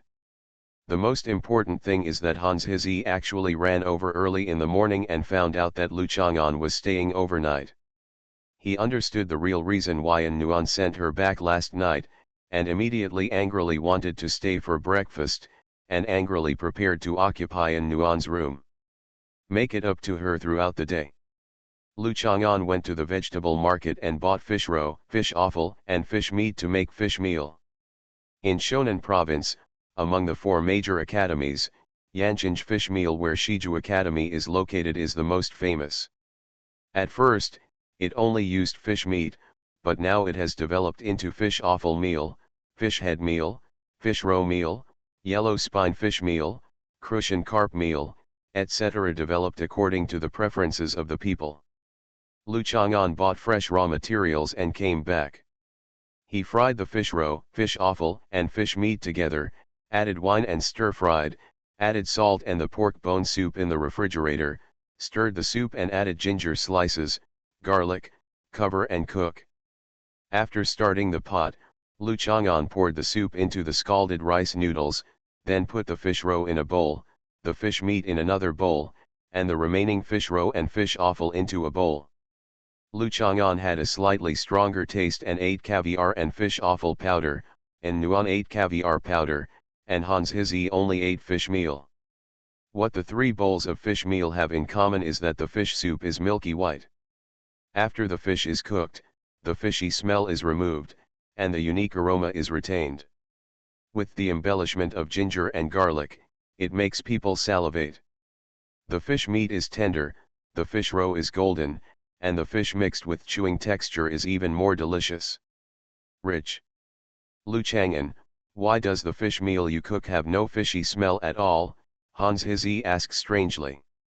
She only eats fish meal because fish roe and fish offal are often very fishy. Don't open the pot when cooking.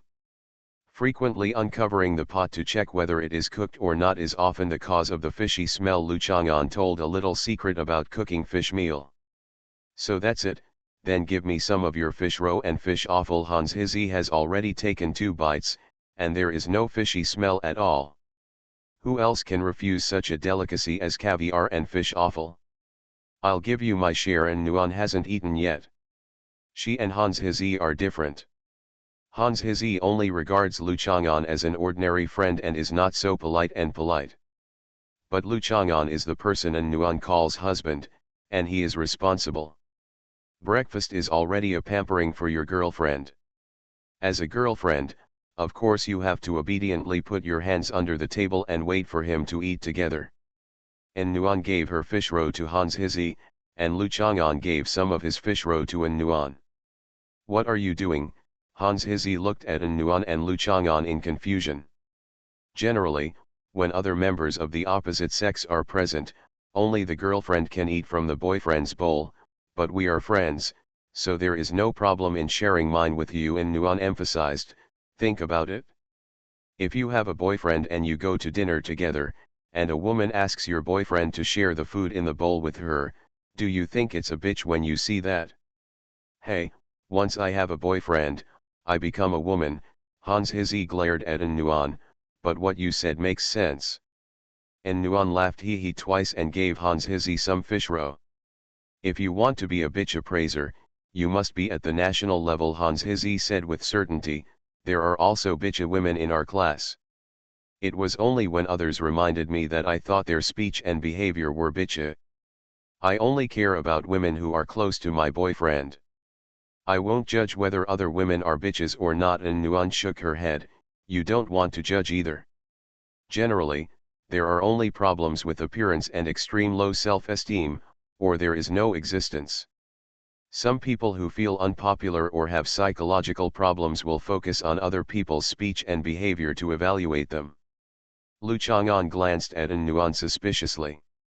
Which women Lu Chang'an knew had been identified by En Nuan. She probably even identified Professor Lu. En Nuan felt Lu Chang'an looking at her and nodded slowly to meet his eyes. Lu Chang'an laughed and lowered his head to eat fans. He would not participate in this kind of topic that was asking for trouble. But no woman approaches my boyfriend, because I don't even have a boyfriend, Hans Hizzy said angrily. Nuan, my mother actually arranged a blind date for me. Bird, the early bird catches the worm, and Nuan blurted out and was about to say Nia, but she changed her pronunciation in a hurry. But it is too early to arrange a blind date now. If it is not with, there is absolutely no need to date someone of the same level as someone else. You should at least go on a blind date after you are 25 years old. You are the only one who makes Lu Chang'an extremely rare. The person my mother arranged has pretty good conditions. He is studying in the Ivy League and got into the exam.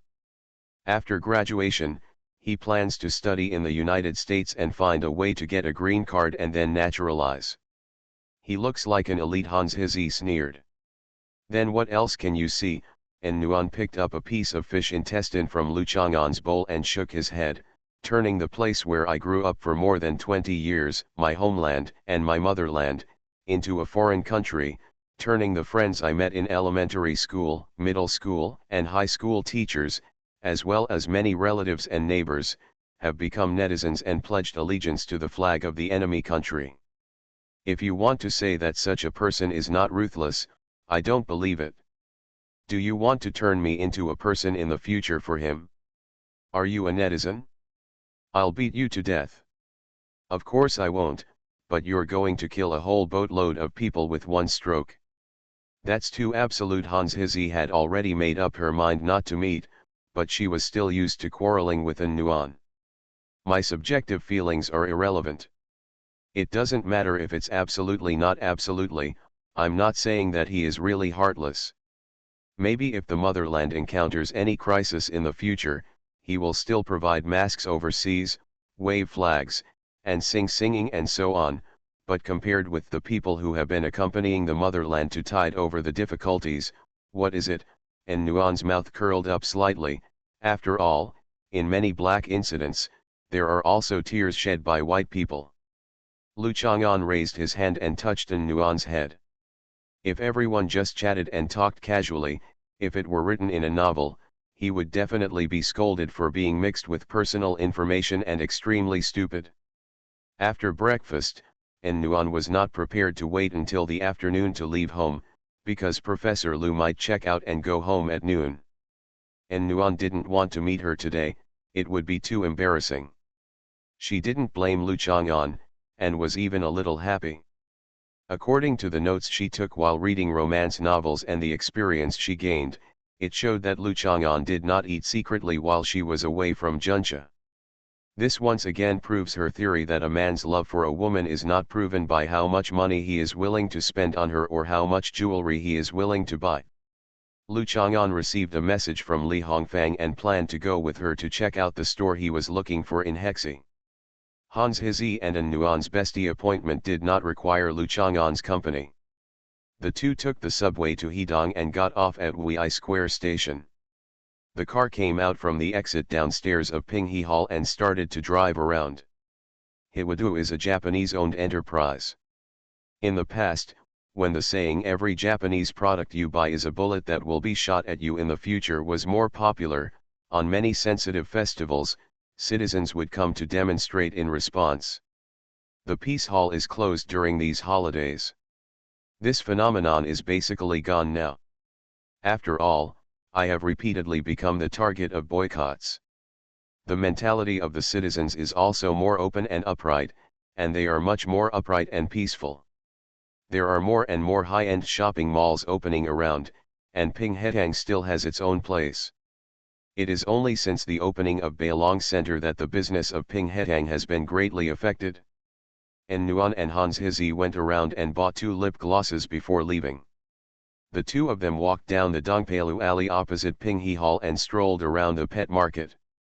Hans Hizi said that a girl in the dormitory had a hamster. Later, the hamster got sick, so she fed the hamster some rat poison. And as a result, the hamster died. Nuan laughed, because she and Hans Hizi had done similar things when they were young. The two of them walked through Taiping Old Street and walked up the Jifang West Bar Street, which was particularly lively at night, and arrived in front of Building 1 of Bailong Center. Hans Hizi saved the New Year's money, plus the sponsorship from her grandparents, and planned to buy it. A medium handbag. She originally had a Donkey brand bag, which was awarded by her father when she was admitted to college. She also carried it when she and Nuan met Wu Fan.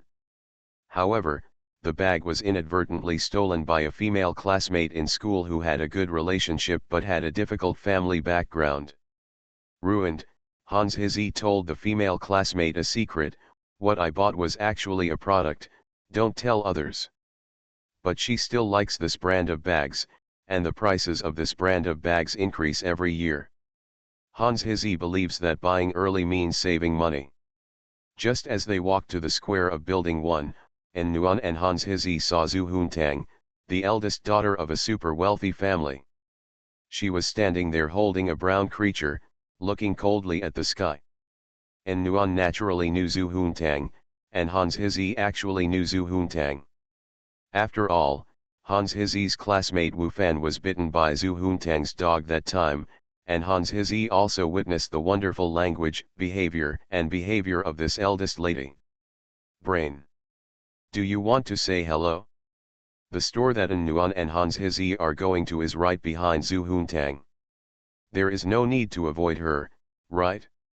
So the two people walked over slowly, and Zhu Huntang also lowered his eyes at this time, saw Nuan and Hans Hizi, and nodded slowly towards them. Hai Nuan showed a warm smile. After all, Zhu Huntang is a harmless and non-bitch female. Nuan has no hostility towards her. She just feels that she belongs to a different world. However, Zhu Huntang's fairy-like temperament in appearance, she is also very attractive to beautiful girls of the same level. "Miss Zhu, Are you holding an alpaca? Hans Hizzy waved her hand and stared at the alpaca held by Zhu Huntang. This is an extremely large alpaca, much larger than those usually seen on TV, in zoos, and pet markets. The alpaca is brown, with a tuft of golden hair on its head. It seems to have been groomed, neat and elegant, and looks very presidential. Well, its name is Long Aotian, stay away from it. Sometimes it will spit saliva on its own initiative if I don't order it, Zhu Huntang reminded. Nuan and Hans Hizzy quickly gave up the idea of petting the alpaca and stood on the other side of Zhu Huntang. Even though few people knew how refreshing it was to be sprayed by an alpaca, even if it was clean and hygienic saliva, people want to be sprayed. I'm really immortal. Author, Chu Lian Kui Kan Ru Xiahua. Chapter 782. As early as 10 years ago, the spoof culture was still in the ascendant on the internet. Making complaints and making jokes was more deliberate, a bit like the current Hong Kong and Taiwan comedy films. Of course, many of them now use humor and funny as their starting point. Cultural products still feel like this. At that time, the alpaca became a well-known grass mud horse, and several other mythical beasts were also such products of internet culture. After the popularity of alpacas increased, there were vague news about people raising alpacas as pets. Now, although this kind of pet is not seen everywhere, it is not rare. Zhu Huntang's alpaca comes from Zhu's Camel Hair Industrial Park in the Andes Mountains, which is the origin of alpacas. Long Aotian is obviously a lucky person to be Zhu Huntang's pet. Speaking of alpacas, it is necessary to popularize the difference between alpacas and llamas. Alpacas belong to the order Artiodactylum, family Camelidae, family Alpaca, genus Alpaca, and are generally called small alpacas, while llamas are large alpacas. The camel is a species of the genus Alpaca of the family Camelidae of the order Artiodactylus. It is very dangerous to think that alpacas are camels and llamas are sheep. After all, some studies have shown that those who are abducted by aliens must answer the insidious trap question of who is a camel and which is a sheep, alpaca, or llama. It's so cute. I want to take a photo with it, and Nuan saw Long Aotian tilting his head, so he tilted his head to look at it, and imitated Long Aotian's squinting expression. And Nuan often finds it hard to resist such funny and cute things, such as her favorite funny pillow. It's okay to take a photo, but don't get too close and don't touch it. It'll be fine. Zhu Huntang also squinted his eyes and raised the corners of his mouth slightly. Don't you think it looks like Lu Chang'an? And Nuan laughed out loud. I really don't know what Zhu Huntang was thinking. Her boyfriend is not a young hottie who relies on makeup, beauty, hairstyle, and niche aesthetics. He is an absolute male god, especially it's the temperament, And Nuan took a closer look. After the alpaca turned its head to look at her, it made no other movements. The ends of the golden hair on its head trembled slightly in the morning breeze. The feeling of tranquility and the plain eyes stood still. Calm temperament. It really feels like Lu Chang'an, ha ha ha. Hans Hizzy pushed Nuan and laughed wildly. Zhu Huntang was very satisfied with their reaction. She took a photo of Lu Chang'an a while ago and asked people to find pets that looked like Lu Chang'an. However, there was really no animal that looked like Lu Chang'an, but she found one with a temperament that was somewhat similar to Lu Chang'an. Similar alpaca. This is also the reason why Zhu Huntang named the alpaca Long Aotian. After all, it would be too dangerous to call him master. He also has Qinyanan by his side. Zhongqing, a licking dog and vixen like Lu Chang'an, can't be sure. When did he betray Zhu Huntang? But it's no problem to call him Long Aotian. It reflects Lu Chang'an, just like the urban soldier king and the campus young man. Is not it? A teacher from a wealthy family like Qinyanan, a beautiful school beauty like Nuan, a gentle and virtuous young woman neighbor, are all standard features. And Nuan and Hans Hizzy enthusiastically took photos with the alpaca. and Nuan also posted a photo of her and Lu Chang'an and the alpaca together. After taking the photo, Zhu Huntang took out a rocket apple from the front pocket of her skirt, fed it to Long Aotian, and patted its neck. The alpaca was not as tall as a llama, so it was easy for Zhu Huntang to pet it. Zhu Huntang glanced at Nuan's long legs. This Bailong Center building number 1 would probably have no problem touching the head of an alpaca that is more than 2 meters tall. With such long legs, it is longer than an alpaca. This works, it has no other meaning. There's nothing wrong with you touching it. Hans Hizzi looked at Zhu Huntang touching the alpaca with envy. She wanted to touch it too. Who wouldn't want to touch and play with such a fluffy little animal? But she was even more afraid of being spat on. Of course she raised it herself. How long have you raised it? And Nuan was also envious. She also wanted to touch it. Who wouldn't want to touch and play with a fluffy little animal when they see it? I haven't kept them for long. I only like to play with pets. I don't like raising pets. They will urinate and defecate casually. My pets were raised by others and given to me. However, I have been close to animals since I was a child. Even if I don't raise them well, yes, they behave well in my hands, Zhu Huntang said habitually. She is a fairy.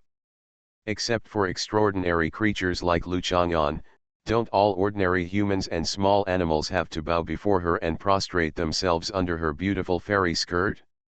Do you still lack pets? I don't mind them peeing and defecating casually. Do you still have pets to keep? Hans Hizzi said positively. Zhu Huntang frowned slightly, thought for a moment, and was about to speak. And Nuan saw that she was serious and quickly explained, Miss Zhu, she was joking. She will start school soon, and a hamster she raised is sick. Give rat poison to hamsters. That's my classmate, Hans Hizzi explained dissatisfiedly. I have a classmate and I have a friend, don't they all mean the same thing? And Nuan said with a smile. The hamster is sick, what's the problem if you feed it rat poison? Zhu Huntang looked at Nuan doubtfully.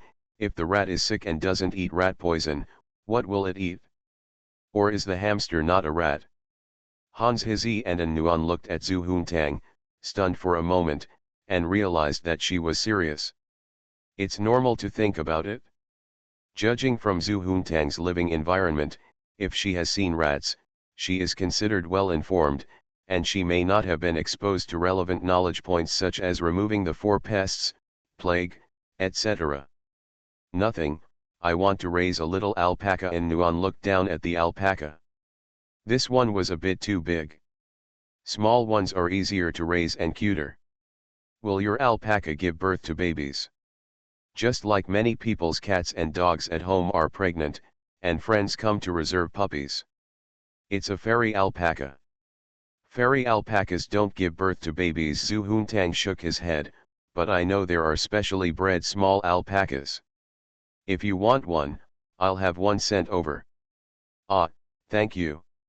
If I really want to keep one, I actually don't have the energy or time. And Nuan said quickly, unless she and Lu Chang'an get married in the future, then she can raise one.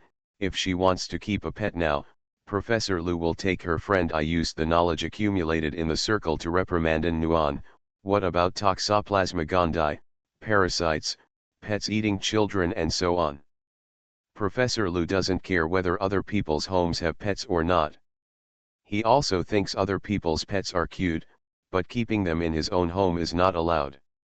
The corners of Zhu Huntang's mouth turned up slightly. Ordinary people are like this. She always likes this, likes that, wants this and that, but often when she really has a chance to get what she wants, she will look forward and backward, with a lot of worries. From a simple wants turn into realistic considerations, and the result is often giving up those likes and interests. It is precisely because of this that the protagonists in fairy tales are often princesses and princes, or one of them is a princess or a prince. At least someone must be able to defeat that reality and have enough capital to maintain the fairy tale. The stories of ordinary people are much more realistic, which is the source of many urban realistic emotional dramas today, while fairy tales have become idle dramas for the rich and overbearing CEOs. Zhu Huntang was just about to use this as a starting point to comment deeply on the love between An Nuan and Lu Chang'an, and secretly help Qin Yanan and Bai Hui, but suddenly he felt that his little socks and skirt were trembling with fear, and his buttocks were aching. Still pursed her lips and gave up commenting. Would you feel uncomfortable if you opened your mouth and others didn't accept it? And Nuan saw Zhu Huntang's expression of constipation and asked after hesitation, although ordinary people should not have such strange discomfort, but she is Zhu Huntang, so maybe she can. Oh nope. And Nuan smiled. Did she have some prejudice against Zhu Huntang? In fact, she is not the kind of person who is particularly difficult to contact. At this time, two girls walked this way, but were blocked by a strong man in a black suit. It turned out that they saw An Nuan and Hans Hizi taking a photo with the alpaca, and they also wanted to take a photo. An Nuan then noticed that just now she only saw Zhu Huntang standing here holding an alpaca. Under the towering skyscrapers and in front of the luxurious brand's gorgeous store, she felt a little lonely. In fact, this kind of loneliness was your own isolation layer. Around Zhu Huntang, there were 7 or 8 men and women in suits and uniforms, who seemed to be just walking around and looking around with nothing to do. However, as long as anyone tried to approach Zhu Huntang, they would be blocked or persuaded to leave. Hans Hizi. At this time, a tall and thin young man wearing black-rimmed glasses who looked a lot like Le Humwang of the gardening industry in The Richest Man in Zhejiang City ran over. It looked like he was an acquaintance of his eldest lady's friend, and the strong man in a suit who looked like a bread man did not stop him. Hans Hizi, didn't you say you were not free today? The young man stood in front of Hans Hizi, took a few breaths, put his hands in his pockets, and said with a half-smile. Yes, I want to go shopping with my little sister. Hans Hizi pointed at An Nuan and said. An Nuan understood that this was Hans Hizi's missing blind date. It wasn't actually a pigeon. After all, it was just Professor Ling's arrangement. Hans Hizi just disagreed and found a reason to tell the boy named Su Che that they couldn't meet today. Su Che's eyes fell on An Nuan, and he was attracted by the fairy spirit next to him. His eyes swept back and forth between An Nuan and Zhu Huntang. It was a bit unbelievable that Hans Hizi's friends were all such goddesses.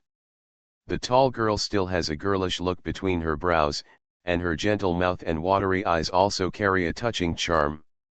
She wears pencil pants that show off her legs, and she obviously cares about her legs. She is very confident in her legs and figure. Her hip line looks like 2 small volleyballs stuffed into her pants. Her waist and upper body are straight, and her shoulders are not slumped like many tall girls who have not received professional body training. Drawback. Su Che has never seen a girl with such a perfect combination of appearance and figure. She is wearing a pink jacket with bunny ears.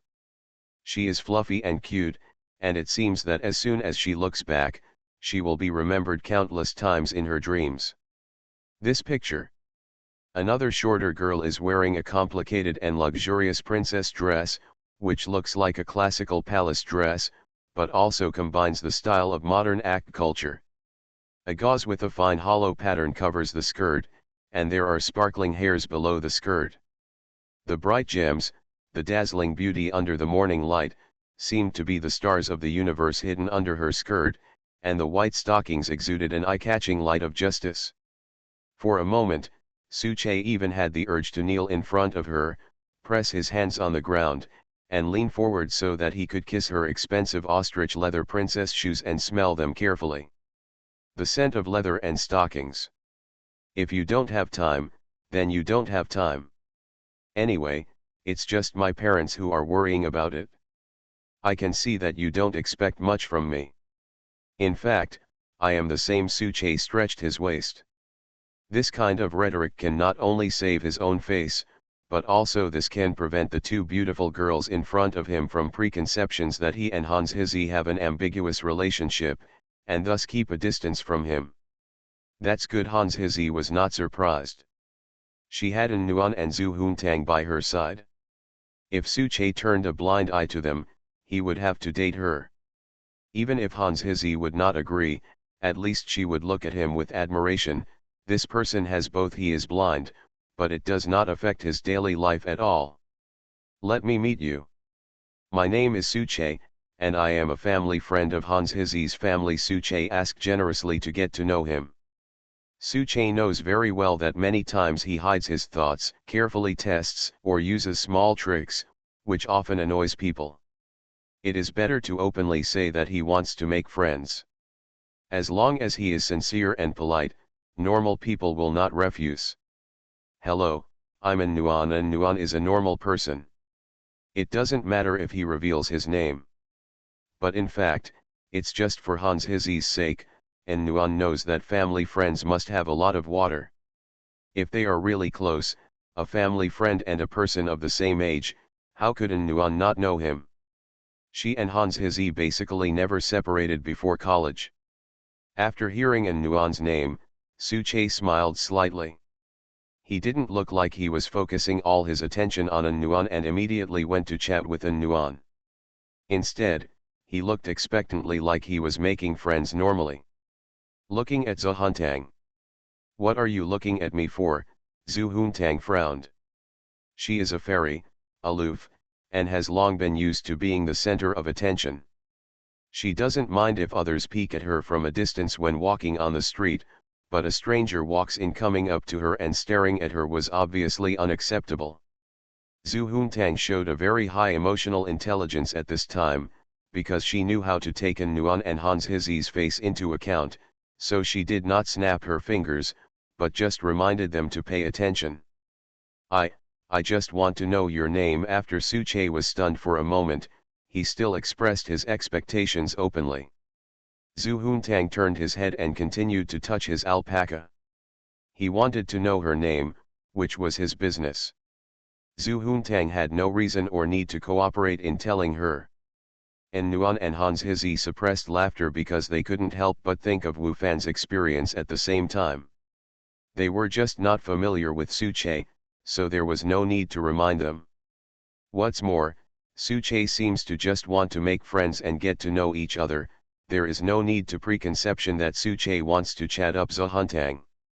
Of course, there is no need to tell Su Che that chatting up Zhu Huntang is a very dangerous thing. Su Che was a little embarrassed. He noticed Zhu Huntang's alpaca, reached out and touched the alpaca's neck, and continued to talk. Is this your pet? I didn't raise him. Could it be your mother? Zhu Huntang watched Su Che touch the alpaca's neck. Why do these people always talk nonsense? If Lu Chang'an were here, he would definitely say, look, after this alpaca was touched, inciting its ears and making a crackling sound with its tongue, which is a warning that it is about to spit. Su Che was a little speechless and could only continue stroking the alpaca's neck.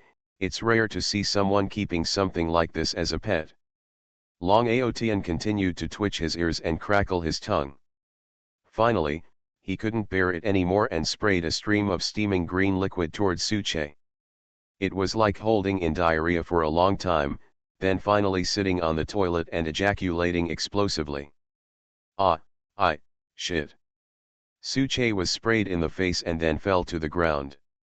This feeling was really no different from being vomited in the face by a drunkard. Su Che felt that there were all those things in his mouth, nose, eyes, and ears. He opened his mouth slightly, tasted the taste on the tip of his tongue, and immediately started vomiting while pressing his neck.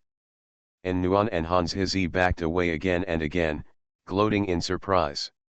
They originally thought it was unwise for Zhu Huntang to strike up a conversation, but they didn't expect the disaster to come so quickly. Zhu Huntang frowned and had no choice but to snap his fingers and order someone to come over and deal with the scene, then led Long Aotian to the side. Are these liquids poisonous? Hans Hizi asked with kind-hearted concern. It's not poisonous. If he is poisoned, are you going to feed him rat poison? Zhu Huntang shook his head. Although the old man always said that Zhu Huntang has no knowledge and common sense, it is obvious that compared with ordinary girls, he has less knowledge. It's outstanding. And Nuan and Hans Hizzy laughed again. The embarrassed Suche and the rat poison scenes made people unable to control their expressions. At this time, a young woman with a Korean-style semi-permanent face came over. She was holding a red round stick in her hand. Behind her was a cat walking car, with a round orange cat lying safely on the car. Cat. She held the round stick in her hand and swung it forward, and the cat walking car without a rope moved forward automatically. When she held it in her hand without moving, the cat walking car stopped not far behind her. Live. It was obvious that this was a Bluetooth-controlled smart cat walking car. Seeing her standing behind Zhu Huntang, and Nuan understood that this was Zhu Huntang's cat and cat owner. My cat is called Saint, and I have a dog called Master, Zhu Huntang said to Nuan. Oh, and Nuan felt that if she had a cat, it might call it sliding shovel. I recently learned a curse word. Zhu Huntang looked serious, without revealing any flaws. His beautiful nose wrinkled, and his eyes narrowed again, making him look narrow and charming. It's a dog day. This is a daily street curse that is used all over the country. We rarely use it here. Zhu Huntang's tone seemed to be simply telling others that she had learned this word. And Nuan did not feel that she was swearing. Yes, Zhu Huntang turned back to Jin Xiaomei and said, after you walk the Saint, take the door owner for a run. Remember to put a shock collar on the door owner to prevent you from losing control of it. The owner of the door is a large dog with super strength. Except for strong women, ordinary women can't hold it back when it tries to break away or goes crazy when something suddenly attracts its attention. Okay, Miss Third. Jin Xiaomei continued to walk the Saint. And Nuan and Hans Hizzy watched Jin Xiaomei leave. They didn't know the meaning of walking the cat like this, but the cat really enjoyed it. Are you here for shopping? Zhu Huntang was suddenly in a good mood and asked enthusiastically while holding her alpaca. Yeah, I want to buy a bag. Hans Hizzy nodded. Oh, I am a super VIP customer of all the counters in this mall. Maybe I can help you get a little discount. Zhu Huntang led the alpaca to the mall. And Nuan and Hans Hizzy hurriedly followed. Even if it was a small discount, Zhu Huntang is really a down-to-earth young lady. Big Zhangja, Chiu Yuepiao, because I am worried about everyone's cultural level, I only use one English word. This will not only show that I am educated, but will not prevent me from asking for monthly votes. You are listening to Novels at Bless Up channel. Wish you happiness and luck. Please subscribe to receive new novels. How do you feel about this novel? Please like and leave a comment. I'm really immortal. Author, Chu Lian Kui Kan Ru Xiahua. Chapter 783. The place where Li Hongfang asked Lu Chang'an to meet was at the hotel where she used to work. That time Lu Chang'an took Shang Guandandan and Zhou Dongdong to attend Gao Qunyi's banquet. Lu Chang'an also cheated the two of them out of pig knuckles, leading by example to let them understand the human heart. They are also happy to have increased their experience and knowledge. It was another rare warm sun in winter. Lu Chang'an was sitting in the corner of the hotel lobby bar. The red lacquered furniture was paired with an antique tea tray. The long scroll "Thousands of Miles of Rivers and Mountains" was copied on the wall. The waiter was wearing a gold silk cheongsam. Fully satisfy the love style of middle-aged and elderly people. Takanoning's F4 scented tea is still sold here, probably because of the healthcare gimmick, and even male customers who prefer puer and the like will order it. Lu Chang'an's eyes fell on the sycamore tree with new leaves through the lattice glass window. He sat there quietly, placing his long and strong fingers on the lid of the teacup motionless. Li Hongfang walked from the corridor inside the lobby and saw Lu Chang'an from a distance. His side face was immersed in shadow, with only his forehead, nose, and lip line outlined with light. Women sometimes use the word beauty to call a man full of charm and excellent appearance. There is no doubt that Lu Chang'an at this moment is like a beauty that is difficult to paint with a brush in Li Hongfang's eyes. Brother Lu, I've kept you waiting for a long time. Li Hongfang's breath was slightly confused. She put her bag on the chair and sat next to Lu Chang'an. Lu Chang'an turned around and saw that Li Hongfang was wearing black shorts and patent leather boots, an unbuttoned black short dress and a white halter top. The combination had no highlights or aesthetic expression, but her long legs and slender waist showed off her delicate skin. Eye-catching. Lu Chang'an has not forgotten the scene where she took off her armor, which is the foundation for a good childbirth. I feel like I've waited from winter to late spring and early summer. Lu Chang'an smiled. No. It didn't take that long, Li Hongfang said nervously. I'm just saying that your clothes confuse people's sense of season, Lu Chang'an explained. He is so witty and humorous, but he needs to explain his own jokes. It's really boring. If it were a little girl like An Nuan, she would probably answer, I can wait for you from morning to night. What is it from morning to night? Oh, I'm still living in the same place you went to last time. I haven't bought any clothes yet. I'm going to change places and buy some clothes after I settle down. Now I just wear whatever I want. Li Hongfang was surprised that he would notice him. Dress. She thought that in his eyes, she was just like some of the little animals running around the streets. It didn't make any difference whether the little animals were wearing clothes or not.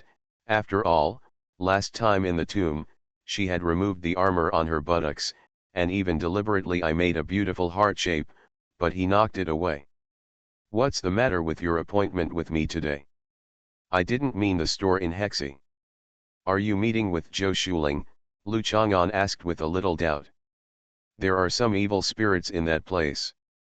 I want you to exorcise the evil spirits and suppress them there, Li Hongfang said cautiously, her voice getting lower and lower. After finishing her words, she took a deep breath and nodded slowly.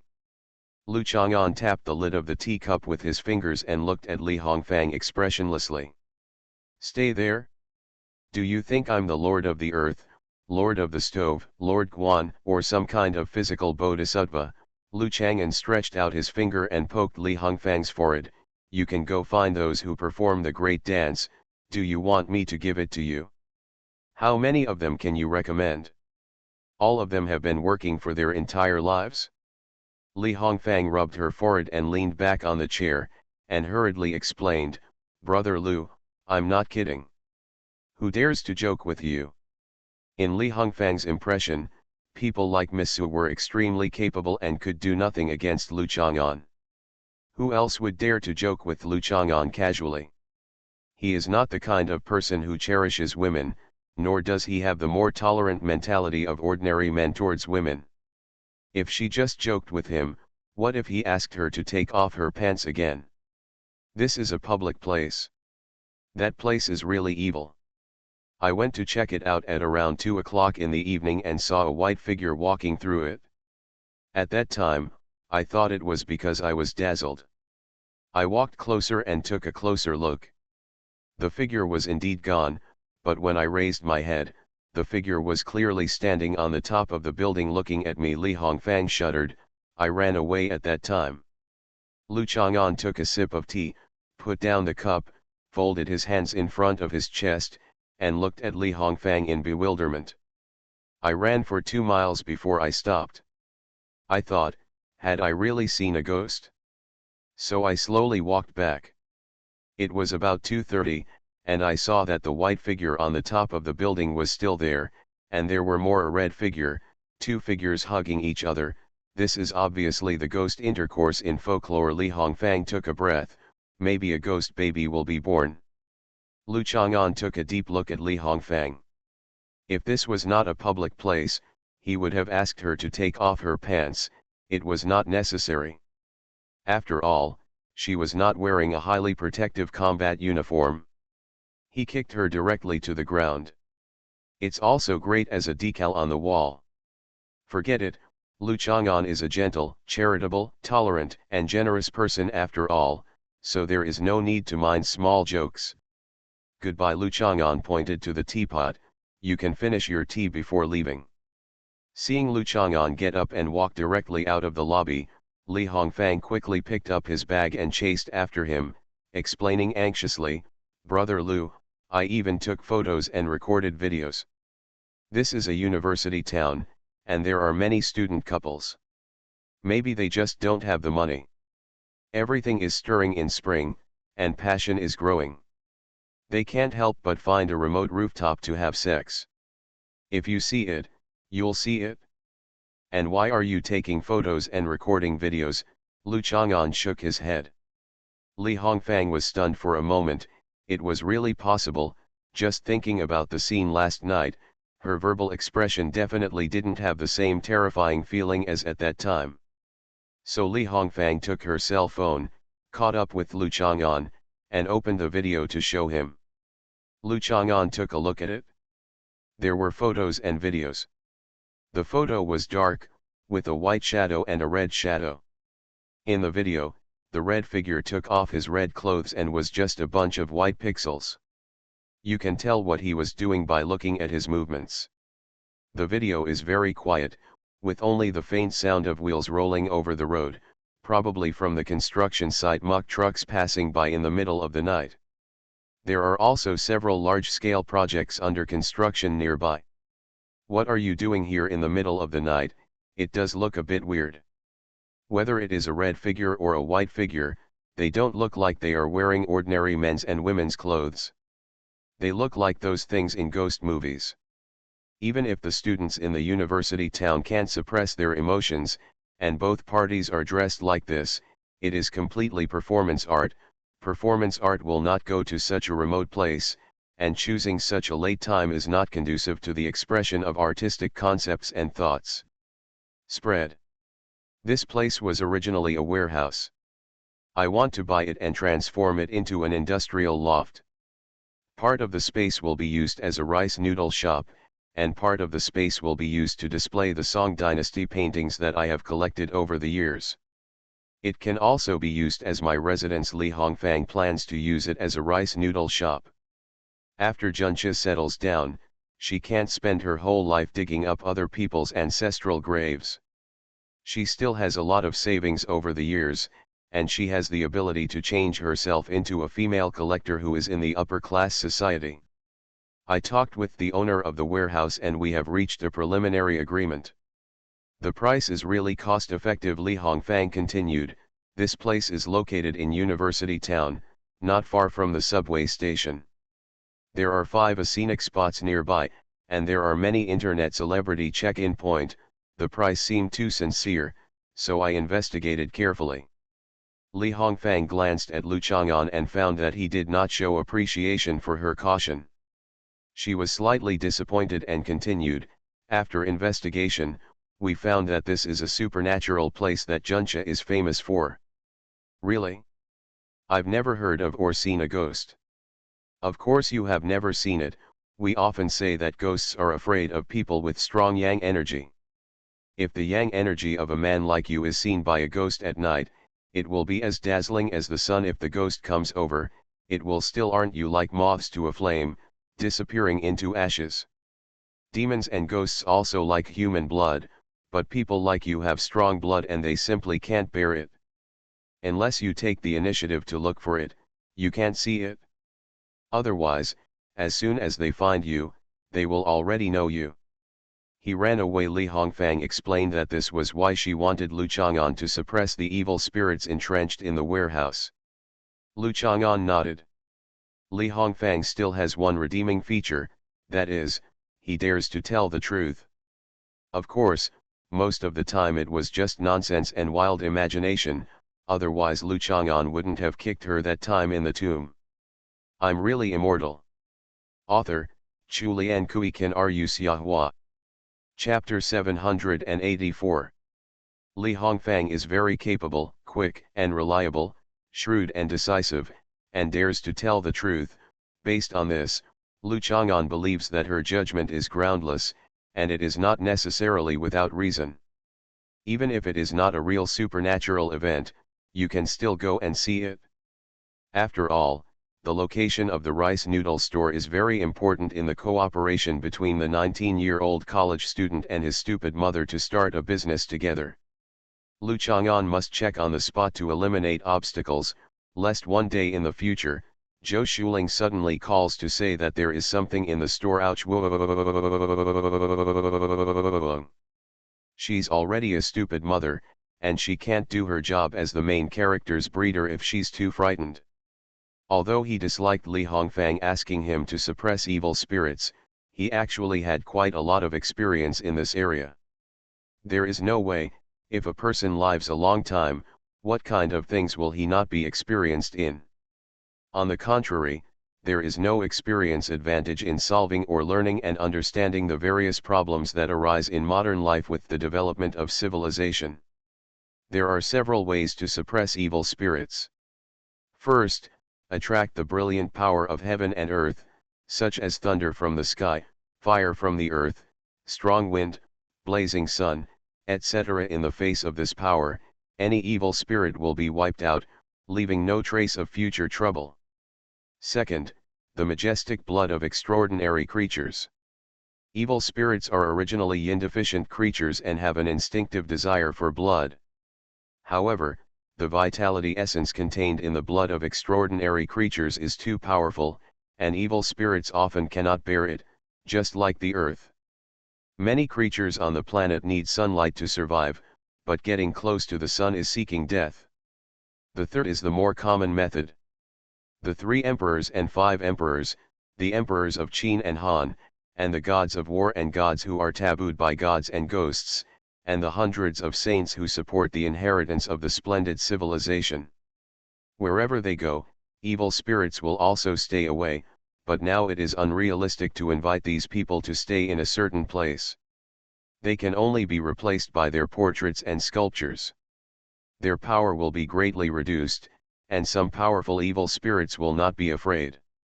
Fourth, most of them are for spiritual comfort. After receiving spiritual support, the ears and eyes will be clear and the soul will be upright. It can also play a role in avoiding evil spirits.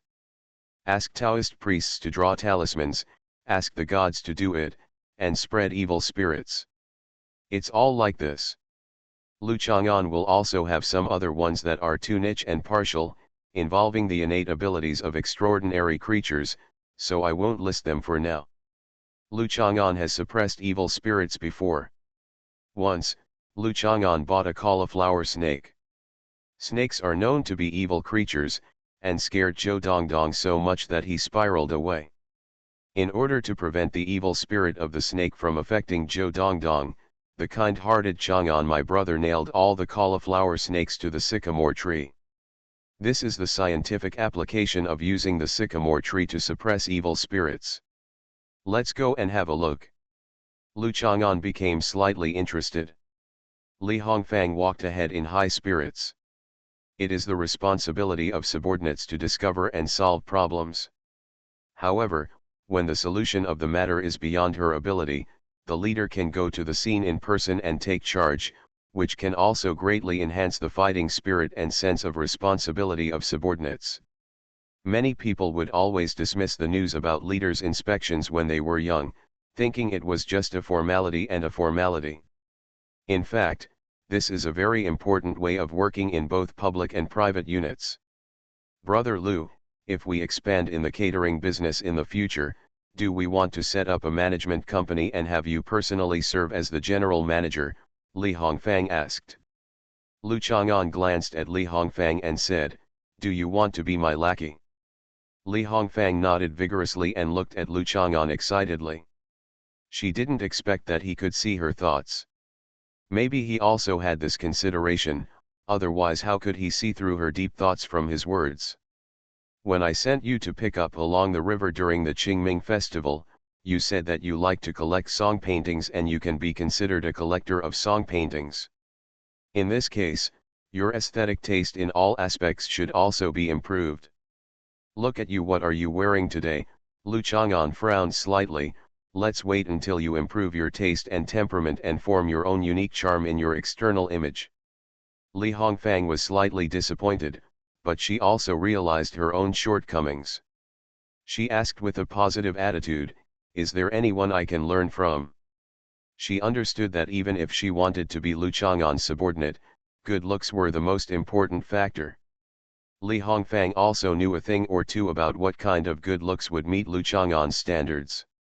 For example, in Nuan, when she was following Sunangziu, Li Hongfang also knew about the people who came into contact with Lu Chang'an.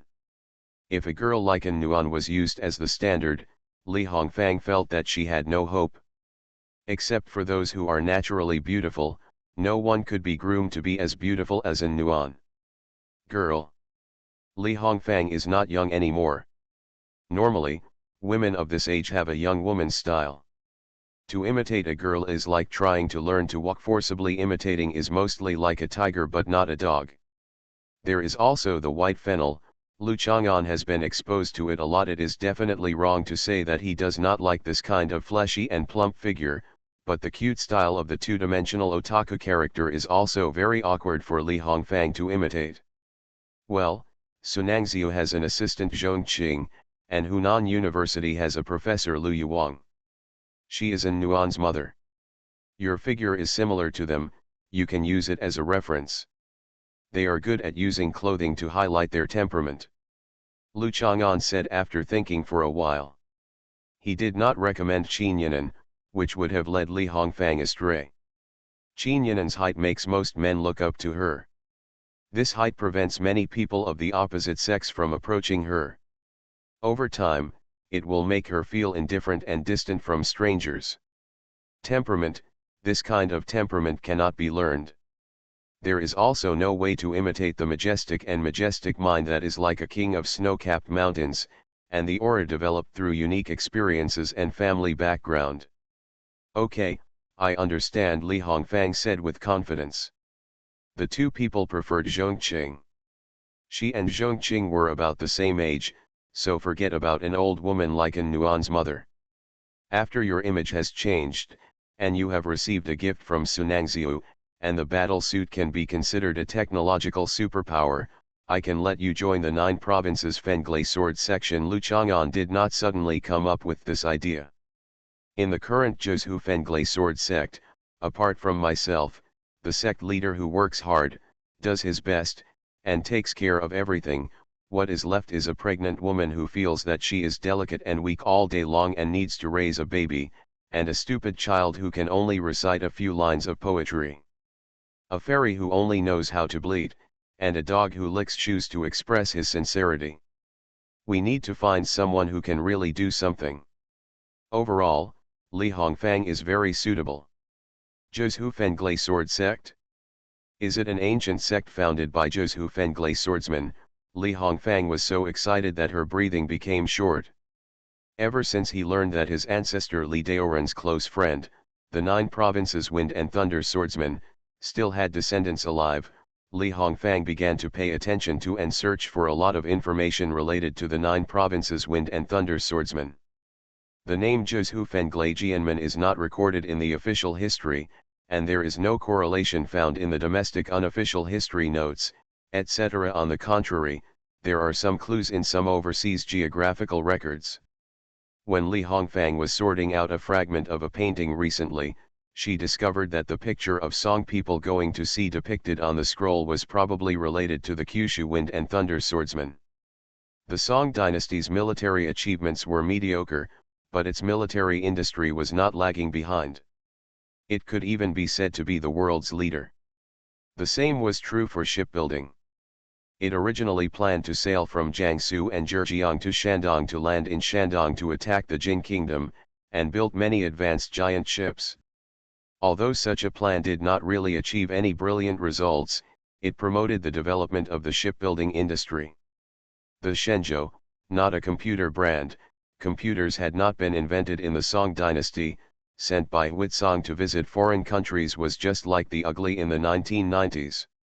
Just like when China's aircraft carrier approaches, people can't help but feel that the entire country cannot fight against one ship. The map of Song dynasty people going to sea is a boundary painting, so we can infer the detailed data of the ships in the painting. After calculation, Li Hongfang found that the size of the ships in it even exceeded the Shenzhou built by Huizong in the Book of Suanhe Envoys to Korea. With such vast financial resources, it can be said that the country is extremely wealthy. Li Hongfang found the words Kyushu and sword on the flag of the ship in the fragmentary painting, and suspected that the ship belonged to the Kaiozhu Fenglai sword sect. Who wouldn't want to join such an ancient sect? It's not that old, the inheritance is not broken, it's just declining. Lu Chang'an looked at Li Hongfang's excited expression. Don't have too many expectations, it's not similar to the Freemasonry, the Illuminati, the Jiangnan Society, etc. Wealthy family. It doesn't matter. With Brother Lu here, even if it's just the two of us, it can't be considered a decline. Whether we are strong or not is never about the number of people and the number of people, nor is it a street fight. Li Hongfang's excitement has not diminished at all. Isn't Sunangzia's power strong enough? I'm afraid Sunangzia won't pay much attention to the several organizations listed by Lu Chang'an. Didn't she also withdraw from Junsha? It's not just the two of us. Lu Chang'an thought for a moment and did not introduce other heroes of his sect to Li Hongfang for the time being. Li Hongfang is looking forward to it even more. If there are more than just herself and Lu Chang'an in the sect, it will definitely be Crouching Tiger, Hidden Dragon.